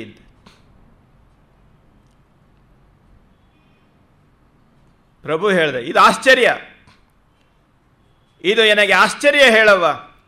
ಕಾಯವಿಲ್ಲದ ಸುಖವ, ಜೀವವಿಲ್ಲದ ಜೀವವಿಲ್ಲದ ಭವವ ಆವ ಠಾವಿನಲ್ಲಿ ಹೇಳುವೆ ಅಕ್ಕ. ಅಂದರೆ ಆಕೆ ಹೇಳ್ತಾಳೆ, ಹೌದು ಸತ್ತ ಹೆಣ ಕೂಗಿದ್ದುಂಟು ಅಂತ ಹೇಳ್ದಲ್ಲ, ಹೇಗೆ ಇದನ್ನು ನೀನು ಸಮರ್ಥನೆ ಮಾಡ್ಕೊಳ್ತೀಯ? ಇದು ಆಶ್ಚರ್ಯದ ಮಾತಿದು. ಕಾಯವಿಲ್ಲದ ಸುಖವನ್ನು, ಜೀವವಿಲ್ಲದ ಭವವನ್ನು ಯಾವ ಠಾವಿನಲ್ಲಿ ನೀನು ಹೇಳಲಿಕ್ಕೆ ಹೊರಟಿದ್ದೀಯ? ಯಾಕೆಂದರೆ ಕಾಯವಿಲ್ಲದ ಸುಖ, ಕಾಯ ಭಗವಂತನಲ್ಲಿ ಸೇರಿ ಹೋಗಿದೆ ಅಂತ ಹೇಳ್ತೀಯ, ಭಾವನೆಗಳು ಅರ್ಥ ಹೋಗಿದೆ ಅಂತ ಹೇಳ್ತೀಯ. ಹೊಳವರೆಗೂ ಯಾವುದೂ ಇಲ್ಲದೆ ಇರುವಂಥ ನೆಲೆಯಲ್ಲಿರುವ ನೀನು ಇದನ್ನು ಇದೆ ಅಂತ ಹೇಳಲಿಕ್ಕೆ ಯಾವ ನೆಲೆಯಲ್ಲಿ ನಿಂತು ಹೇಳ್ತೀಯ ಅಂತ ಕೇಳಿದಾಗ ಉದಾಹರಣೆಗೆ ಅಕ್ಕ ಹೇಳ್ತಾಳೆ, ಮರೆದೊರಗಿ ಕನಸ ಕಾಣುವಲ್ಲಿ, ಮರೆದೊರಗಿ ಕನಸ ಕಂಡು ಹೇಳುವಲ್ಲಿ ಸತ್ತ ಹೆಣ ಎದ್ದಿತ್ತು. ಒಬ್ಬ ಮನುಷ್ಯ ಮಲಗಿ ಕನಸಿನಲ್ಲಿ ಸತ್ತೋಗಿದ್ದ. ಅವನನ್ನು ಹೊತ್ಕೊಂಡು ಹೋಗ್ತಾ ಇದ್ರು. ತಕ್ಷಣ ಎಚ್ಚರಿಕೆ ಆಯಿತು, ಅಯ್ಯೋ ನಾನು ಸತ್ತೋಗಿದ್ದೆ ಅಂತ. ಮರೆದೊರಗಿ ಕನಸ ಕಾಣುವಲ್ಲಿ, ಕನಸ ಕಂಡು ಹೇಳುವಲ್ಲಿ ಸತ್ತ ಹೆಣ ಎದ್ದಿತ್ತು. ತನ್ನ ಗುಣ, ತನ್ನ ಋಣ ನಿಧಾನ ಎದ್ದು ಕರೆದಿತ್ತು. ಈ ಹಣ ಅವನಿಗೆ ಸೇರಬೇಕು ಅಂತ ಅನ್ನುವಂಥದ್ದು ಭಗವಂತನ ನಿಶ್ಚಯ ಇದ್ದಾಗ ಊತಿಟ್ಟ ಹಣ ಅಲ್ಲಿ ಏನೋ ಇದೆ ಅಂತ ಅನ್ನುವಂಥ ಭಾವನೆಗೆ ಪ್ರೇರಣೆ ಕೊಟ್ಟು ಆತನನ್ನು ಹಣ ಹತ್ತಿರಕ್ಕೆ ಕರೆದಿದ್ದುಂಟು. ಹೆಪ್ಪಿಟ್ಟ ಹಾಲು ಗಟ್ಟಿ ತುಪ್ಪವಾಗಿ ಸಿಹಿಯಾಗಿದ್ದು ಉಂಟು. ಇದಕ್ಕೆ ತಪ್ಪ ಸಾಧಿಸಲೇಕೆ ಚನ್ನಮಲ್ಲಿಕಾರ್ಜುನ ದೇವರಣ್ಣಗಳಿರ. ಎಪ್ಪಿಟ್ಟ ಹಾಲು ಸಿಹಿಯಪ್ಪುದೇ ಅಂತ ಕೇಳಿದೆ. ಕ್ರಿಯಾಮಥನದಿಂದ ಆ ಮೊಸರನ್ನು ಕಡೆದು ಬೆಣ್ಣೆ ತೆಗೆದು ಕಾಯಿಸಿದ ತುಪ್ಪ ಹುಳಿ ಇರ್ತದೋ ಏನಿರ್ತದೆ? ಅದು ಸಿಹಿಯಾಗಿಯೇ ಇರ್ತದೆ. ಸಿಹಿಯಾಗಿರುವಂಥ ತುಪ್ಪದ ಪೂರ್ವಾವಸ್ಥೆ ಹೆಪ್ಪಿಟ್ಟ ಹಾಲಲ್ಲವೇ? ಈ ಪ್ರಶ್ನೆ ಕೇಳಿದಾಗ ಪ್ರಭುದೇವರಿಗೆ ಇನ್ನು ಕೇಳಲಿಕ್ಕೇನೂ ಉಳಿಲಿಲ್ಲ. ಬಹಳ ಕಾಲ ಆತನ ಮನಸ್ಸಿನಲ್ಲಿ ಮೊಟ್ಟ ಮೊದಲು ಬಸವಣ್ಣ ಹೇಳದ್ನಲ್ಲ, ಒಳಗೆ ಬರ್ತಿದ್ದ ಹಾಗೆ ಎನ್ನ ಎತ್ತ ತಾಯಿ ಅಕ್ಕ ಮಹಾದೇವಿ ಅಕ್ಕನ ಬರವ ನೋಡ ಅಂತ ಕರಿತಾ ಇದ್ನಲ್ಲ, ಆ ಭಾವನೆಯನ್ನು ಒಳಗೆ ಇಟ್ಟುಕೊಂಡು ಬಹಳ ಕಠಿಣವಾದ ರೀತಿಯಲ್ಲಿ ಪರೀಕ್ಷೆ ಮಾಡಲಿಕ್ಕೆ ಹೊರಟಂಥ ಪ್ರಭುದೇವರು ಆಕೆಯ ಅದ್ಭುತವಾಗಿರುವಂಥ ಅಂತಃಸತ್ವ, ಆಕೆ ಒಳ್ಳೆಯ ಅನುಭಾವಿ ಅಷ್ಟೇ ಅಲ್ಲ, ಆಕೆ ಒಳ್ಳೆ ಟೀಚರು ಆಗಿದ್ಲು. ಎಂಥ ಅದ್ಭುತವಾಗಿರುವಂಥ ನಿಲುವು, ಎಷ್ಟು ಅದ್ಭುತವಾಗಿರುವಂಥ ಅಭಿವ್ಯಕ್ತಿ ಅಂತ ಹೇಳಿ ಕೊನೆಗೆ ಆಕೆಯನ್ನು ಕುರಿತು ಒಂದು ಮೆಚ್ಚುಗೆ ಮಾತನ್ನು ಹೇಳ್ತಾನೆ, ಜಡ್ಜ್ಮೆಂಟ್. ಆದಿಶಕ್ತಿ ಅನಾದಿಶಕ್ತಿ ಎಂಬರು ಅದನ್ನು ಆರು ಬಲ್ಲರಯ್ಯ. ಆದಿ ಎಂದರೆ ಕುರುಹಿಂಗೆ ಬಂದಿತ್ತು, ಅನಾದಿ ಎಂದರೆ ನಾಮಕ್ಕೆ ಸಂದಿತ್ತು. ಆದಿಯಲ್ಲ ಅನಾದಿಯಲ್ಲ, ನಾಮವಿಲ್ಲದ ಸೀಮೆ ಇಲ್ಲದ ನಿಜಶಕ್ತಿ ಚಿಚ್ಛಕ್ತಿಯಾಯಿತು ನೋಡ.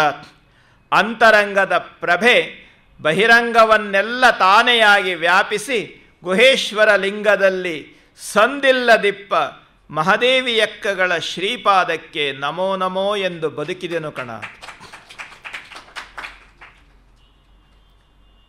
ಇಡೀ ಜಗತ್ತನ್ನು ಆವರಿಸಿರ್ತಕ್ಕಂಥ ಅಮೂರ್ತ ಕಲ್ಪನೆಯನ್ನು ಪರಿಪೂರ್ಣವಾಗಿ ಅದೆಲ್ಲವೂ ತಾನೆಯಾಗಿ, ಅಂತರಂಗದ ಪ್ರಭೆ ಹೊರಗಿನ ವಿಚಾರ ಎಲ್ಲವೂ ತಾನೆಯಾಗಿ ಬಹಿರಂಗವನ್ನೆಲ್ಲ ವ್ಯಾಪಿಸಿರುವಂತಹ ಈ ಅದ್ಭುತವಾಗಿರುವಂಥ ವ್ಯವಸ್ಥೆ ಇದೆಯಲ್ಲ, ಅಂತರಂಗದ ಸತ್ವ ಬಹಿರಂಗದಲ್ಲಿ ತೋರ್ತಾ ಇರತಕ್ಕಂಥ ಗುಹೇಶ್ವರ ಲಿಂಗದಲ್ಲಿ ಎರಡಿಲ್ಲದೆ ಇರತಕ್ಕಂಥ ಮಹಾದೇವಿಯಕ್ಕಗಳ ಈ ನಿಲುವಿನ ಅದ್ಭುತತೆಯನ್ನು ಕಂಡು ಬೆರಗಾಗಿದ್ದೇನೆ. ಆಕೆಯ ಪಾದಕ್ಕೆ ನಮಸ್ಕಾರ ಮಾಡಿ ನಾನು ಧನ್ಯನಾಗ್ತೇನೆ. ಎಲ್ಲ ಮಾತನ್ನು ಅಲ್ಲಿರೋಂಥ ಶರಣರು ಮನಸ್ಸಿನ ಭಾವನೆಗಳನ್ನು ಇಟ್ಟುಕೊಂಡಿದ್ರು. ಅಜಕಲ್ಪ ಕೋಟಿ ವರ್ಷದವರೆಲ್ಲರೂ ಹಿರಿಯರೇ, ಹುತ್ತೇರಿ ಬೆತ್ತ ಬೆಳೆದು ಈ ವಿಶೇಷವಾಗಿ ಒಂದನಾಡ ಹೋಗಿ ಒಂಬತ್ತನಾಡುವ ಹಿರಿಯರೆಲ್ಲರೂ, ವಯಸ್ಸಾದವರೆಲ್ಲರೂ ಹಿರಿಯರೇ ಅಲ್ಲ, ಕೂಡಲ ಚನ್ನ ಸಂಗಮ ದೇವನಲ್ಲಿ ಬೆರೆಸಿ ಬೇರಿಲ್ಲದಿಪ್ಪ ಹಿರಿಯತನ ನಮ್ಮ ಮಹಾದೇವಿಯಕ್ಕಂಗಾಯಿತು ಅಂತ ಹೇಳಿ ಚನ್ನಬಸವಣ್ಣ ಹೇಳಿದ. ಅಷ್ಟೇ ಅಲ್ಲ, ಆಕೆಯ ವಚನದ ನಿರೂಪ ನೋಡಿ ಒಂದು ವಿಮರ್ಶೆ ಪತ್ರ ಕೊಟ್ಟುಬಿಟ್ಟ. ಆದ್ಯರ 60 ವಚನಕ್ಕೆ ದಣ್ಣಾಯಕರ 20 ವಚನ ಸಾಟಿ, ದಣ್ಣಾಯಕರ 20 ವಚನಕ್ಕೆ ಪ್ರಭುದೇವರ 10 ವಚನ, ಪ್ರಭುದೇವರ 10 ವಚನಕ್ಕೆ ಅಜಗಣ್ಣನ 5 ವಚನ, ಕೂಡಲ ಚನ್ನ ಸಂಗಮದೇವ ಸಾಕ್ಷಿಯಾಗಿ ಅಜಗಣ್ಣನ 5 ವಚನಕ್ಕೆ ಮಹಾದೇವಿಯಕ್ಕಗಳ 1 ವಚನ ನಿರ್ವಚನ ಕಣ ಅಂತ ಹೇಳಿದೆ. ಅಂದರೆ ಆಕೆಯ 1 ವಚನಕ್ಕೆ ಇಷ್ಟು ವಿಶಿಷ್ಟವಾಗಿರುವಂಥ ಸತ್ವ ಅನುಭೂತಿಯ ಸಂಧಾನ ಇದೆ ಆಕೆ ಹೇಳುವಂಥ ಮಾತಿನಲ್ಲಿ. ಅನುಭವ ಮಂಟಪದ ಎಲ್ಲ ತಾಯಂದಿರು ಮಗಳನ್ನು ಅಪ್ಪಿಕೊಂಡರು. ಎಲ್ಲರೂ ಬಹಳ ಸಂತೋಷದಿಂದ ಕೆಲವು ಕಾಲ ಗೋಷ್ಠಿಯಲ್ಲೇ ಇದ್ದರು. ನೊಂದ ಮಗಳಿಗೆ ಸಾಂತ್ವನ ಸುಖದ ಸೆಲೆ ಸಿಕ್ಕಿದ್ದು ಇಲ್ಲಿ. ಆಕೆ ಕಲ್ಯಾಣವನ್ನು ಅರಸಿ ಬಂದದ್ದು ಇದೇ ಕಾರಣಕ್ಕಾಗಿ, ನನ್ನ ಸಾಧನೆಯ ಎತ್ತರ ಸರಿಯಾ, ನಾನು ಹೋಗುವ ದಾರಿ ಸರಿಯೇ ಅಂತ ತಿಳ್ಕೊಳ್ಳಿಕ್ಕೋಸ್ಕರನೇ ಆಕೆ ಬಂದಿದ್ದಿದ್ದು. ಎಲ್ಲವೂ ಪರಿಪೂರ್ಣವಾಗಿ ಮನಸ್ಸಿಗೆ ನೆಮ್ಮದಿಯಾದ ಮೇಲೆ ಒಂದು ದಿನ ಪ್ರಭುದೇವರನ್ನು ಕುರಿತು ಕೇಳಿದ್ಲು. ಈ ಜಗತ್ತಿನ ಈ ವ್ಯವಸ್ಥೆಯಲ್ಲಿ ಎನ್ನಂಗದ ಅವಸಾನ ಹೇಳ, ನನಗೆ ಸಾಕಾಗೋಗಿದೆ ಈ ಪ್ರಪಂಚ, ನನಗೆ ಈ ವ್ಯವಸ್ಥೆಗಳಲ್ಲಿ ಸಾಕಷ್ಟು ನೊಂದು ಬೆಂದು ಬಸವಳೆದು ಹೋಗಿದ್ದೇನೆ, ನನಗೆ ನಿಶ್ಚಿಂತವಾಗಿರ್ತಕ್ಕಂಥ ವ್ಯವಸ್ಥೆ ಬೇಕು, ನಾನು ಎಲ್ಲಿ ಹೋಗಿ ಆ ನಿಜದಲ್ಲಿ ಸಂಪೂರ್ಣವಾಗಿ ನಿರ್ಮಲವಾಗಿ ಸೇರಿ ಹೋಗಬೇಕು ಅಂತ ಅನ್ನುವಂಥ ಪ್ರಶ್ನೆಯನ್ನು ಕೇಳಿದಾಗ ಆತ ಯೋಗಶಾಸ್ತ್ರದ ಒಂದು ನಿಲುವನ್ನು ಆಕೆಗೆ ಬೋಧನಾ ರೂಪದಲ್ಲಿ ಹೇಳಿದ್ದಲ್ಲದೆ ಅಂತಹ ಒಂದು ನೆಲೆಯನ್ನು ತೋರಿಸಿಕೊಟ್ಟ ಶ್ರೀಶೈಲ ಪರ್ವತದಲ್ಲಿ. ಆನು ತಾನೆಂಬ ದ್ವಂದ್ವವನಳಿದು ತ್ರಿಕೂಟಗಿರಿಯ ತುಟ್ಟ ತುದಿಯ ಮೆಟ್ಟಿ ನೋಡಲು ಬಟ್ಟ ಬಯಲು ಕಾಂಬುದು ನೋಡ. ಆ ಬಯಲ ಬೆರೆಸುವಡೆ ಕಾಣಬಾರದ ಕದಳಿಯುಂಟು ನೋಡ. ನಡೆಯಲ್ಲಿಗೆ ತಾಯೇ ಗುಹೇಶ್ವರ ಲಿಂಗದಲ್ಲಿ ನಿನಗೆ ಸಯಬಹುದು. ಆನು ನೀನೆಂಬ ಉಭಯ ಭೇದವನಳಿದು ತಾನೇ ತಾನಾದ ತ್ರಿಕೂಟಗಿರಿಯ ತುಟ್ಟ ತುದಿಯ ಮೆಟ್ಟಿ ನೋಡಲು ಯೋಗ ಪರಿಭಾಷೆಯಲ್ಲಿ ಸಹಸ್ರಾರದ ನೆತ್ತಿಯ ಮೇಲೆ ನಿಂತು ನೋಡಲು ಬಟ್ಟ ಬಯಲು ಕಾಂಬುದು ನೋಡ. ಆ ಶಿಖಾಚಕ್ರ ಪಶ್ಚಿಮ ಶಿಖಾಚಕ್ರದಿಂದ ಮುಂದೆ ಪರಿಪೂರ್ಣವಾಗಿರುವಂಥ ಬಯಲು. ಬಯಲು ಅಂತ ಹೇಳಿದ್ರೆ ಖಾಲಿಯಲ್ಲ, ಎಲ್ಲವನ್ನೂ ಒಳಗೊಂಡಿರ್ತಕ್ಕಂಥ ಬೆರೆಸಿ ಬೇರಿಲ್ಲದ ಒಂದು ಅದ್ಭುತವಾಗಿರುವಂಥ ನೆಲೆ. ಆ ನೆಲೆಯನ್ನು ನೀನು ಬೆರೆಸಿದರೆ ನಿನಗೆ ಅಮೃತ ಫಲ ಸಿಗ್ತದೆ. ಬೇರೆ ಲೋಕದ ಫಲವನ್ನು ನೀನು ಏನು ಸ್ವೀಕಾರ ಮಾಡಿದ್ರೂ ಆ ಫಲ ಬೀಜವನ್ನೊಳಗೊಂಡ ಫಲವೇ. ನಾವು ದೇವರಿಗೆ ಕಾಯಿ ಮತ್ತು ಬಾಳೆಹಣ್ಣು ನೈವೇದ್ಯ ಮಾಡ್ತೇವೆ.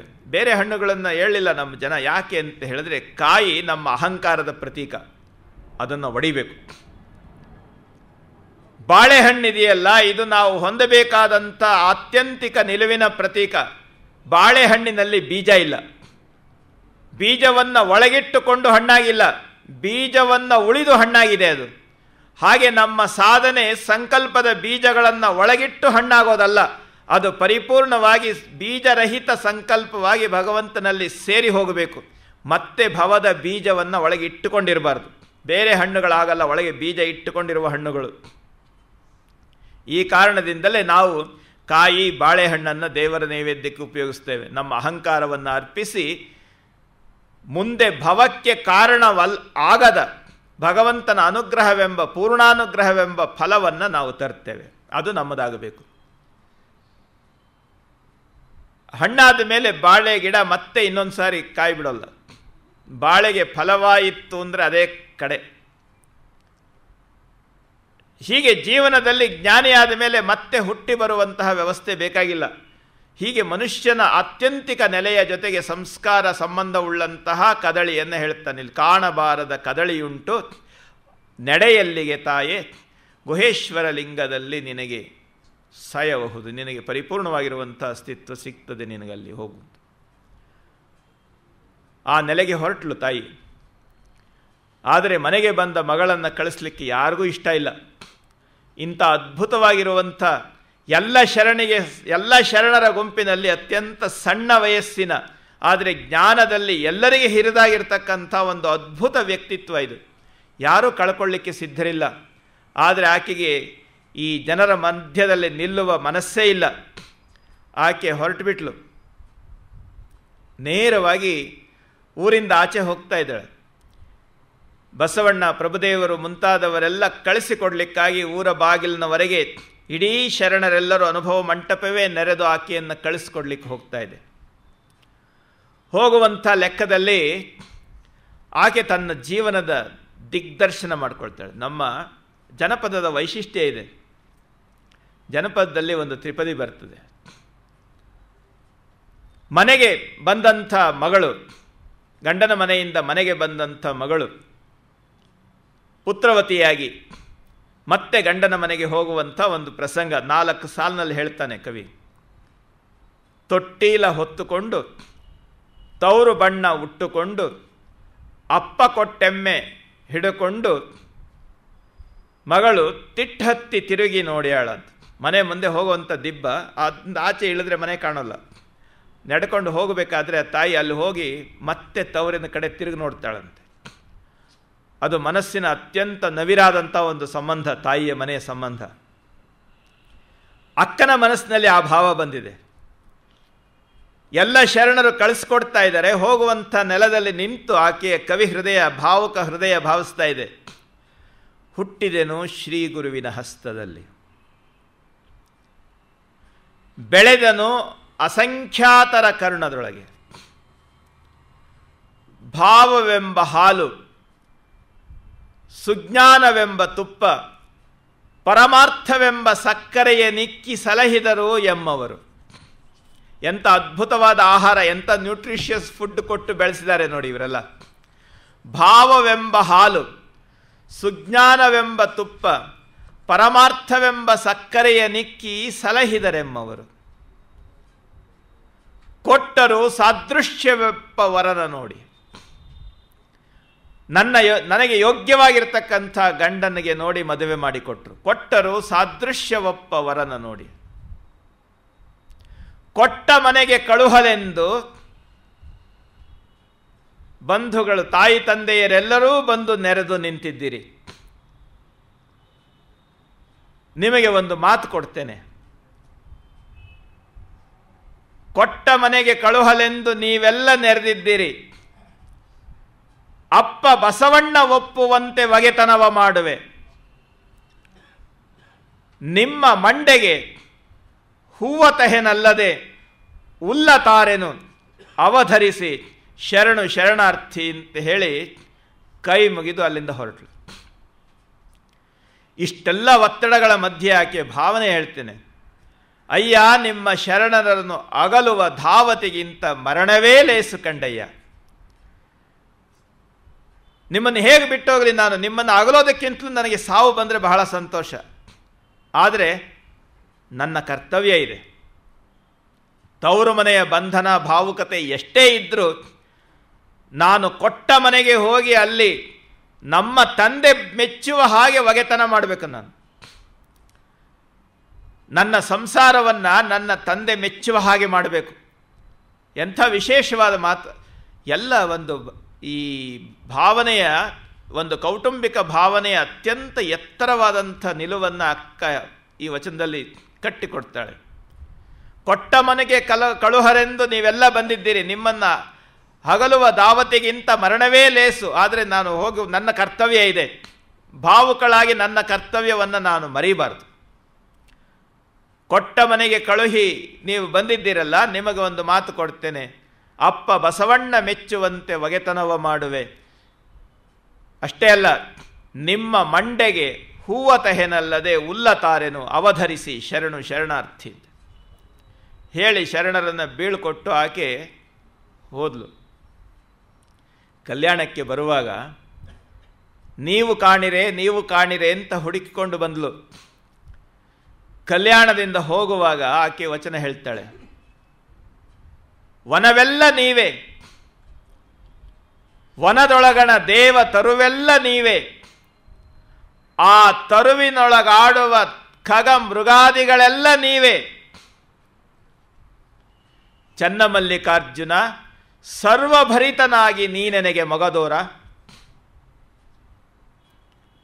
ಭಗವಂತನನ್ನು ವ್ಯಷ್ಟೀಕರಿಸಿ ನೋಡುವಂಥ ವ್ಯವಸ್ಥೆಯಿಂದ ಸಮಷ್ಟೀಕರಿಸಿ ವಿಶ್ವರೂಪ ದರ್ಶನ ಮಾಡುವಂತಹ ದೃಷ್ಟಿ ಬದಲಾವಣೆ. ನಾವು ನಮ್ಮ ಮನಸ್ಸಿನ ಮನೆ ದೇವರು, ಮನಸ್ಸಿನ ಭಾವನೆಗೆ ಒಲಿಯುವಂತಹ ದೇವರ ಆಕಾರದಲ್ಲಿ ನಮ್ಮ ಪೂಜೆ ಪ್ರಾರಂಭ ಮಾಡುತ್ತೇವೆ. ಆದರೆ ಅಷ್ಟಕ್ಕೆ ನಿಲ್ಲಬಾರದು. ನಮ್ಮ ದೃಷ್ಟಿ ವಿಕಾಸವಾಗಬೇಕು. ಅದನ್ನೂ ಭಗವಂತ ಕೊಡಬೇಕು. ಕೃಷ್ಣ ಹೇಳ್ತಾನೆ, ದಿವ್ಯಂ ದದಾಮಿತೆ ಚಕ್ಷುಹು ಅಂತ.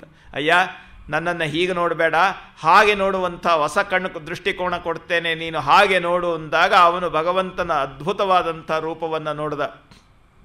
ಆ ರೂಪ ಯಾವುದು? ಅಕ್ಕಮಹಾದೇವಿ ಎರಡೇ ಮಾತಿನಲ್ಲಿ ಸರಳವಾಗಿ ಹೇಳ್ತಾಳೆ, ವನವೆಲ್ಲ ನೀವೇ, ವನದೊಳಗಣ ದೇವ ತರುವೆಲ್ಲ ನೀವೇ, ತರುವಿನೊಳಗಾಡುವ ಖಗ ಮೃಗಾದಿಗಳೆಲ್ಲ ನೀವೇ. ಚನ್ನಮಲ್ಲಿಕಾರ್ಜುನ ನೀನೆನಗೆ ಸರ್ವಭರಿತನಾಗಿ ಮುಗದೋರ.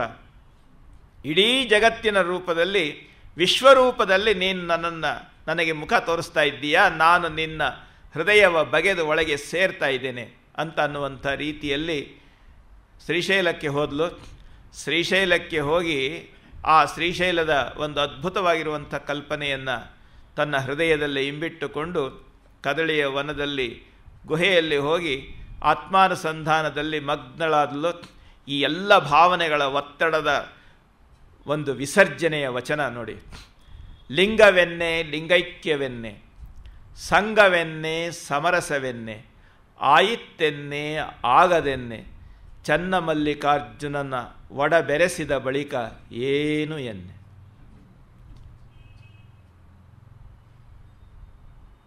ಶರಣಾರ್ಥಿ. ಎಷ್ಟು ಸಾಕು, ನಾಳೆ ನೋಡೋಣ.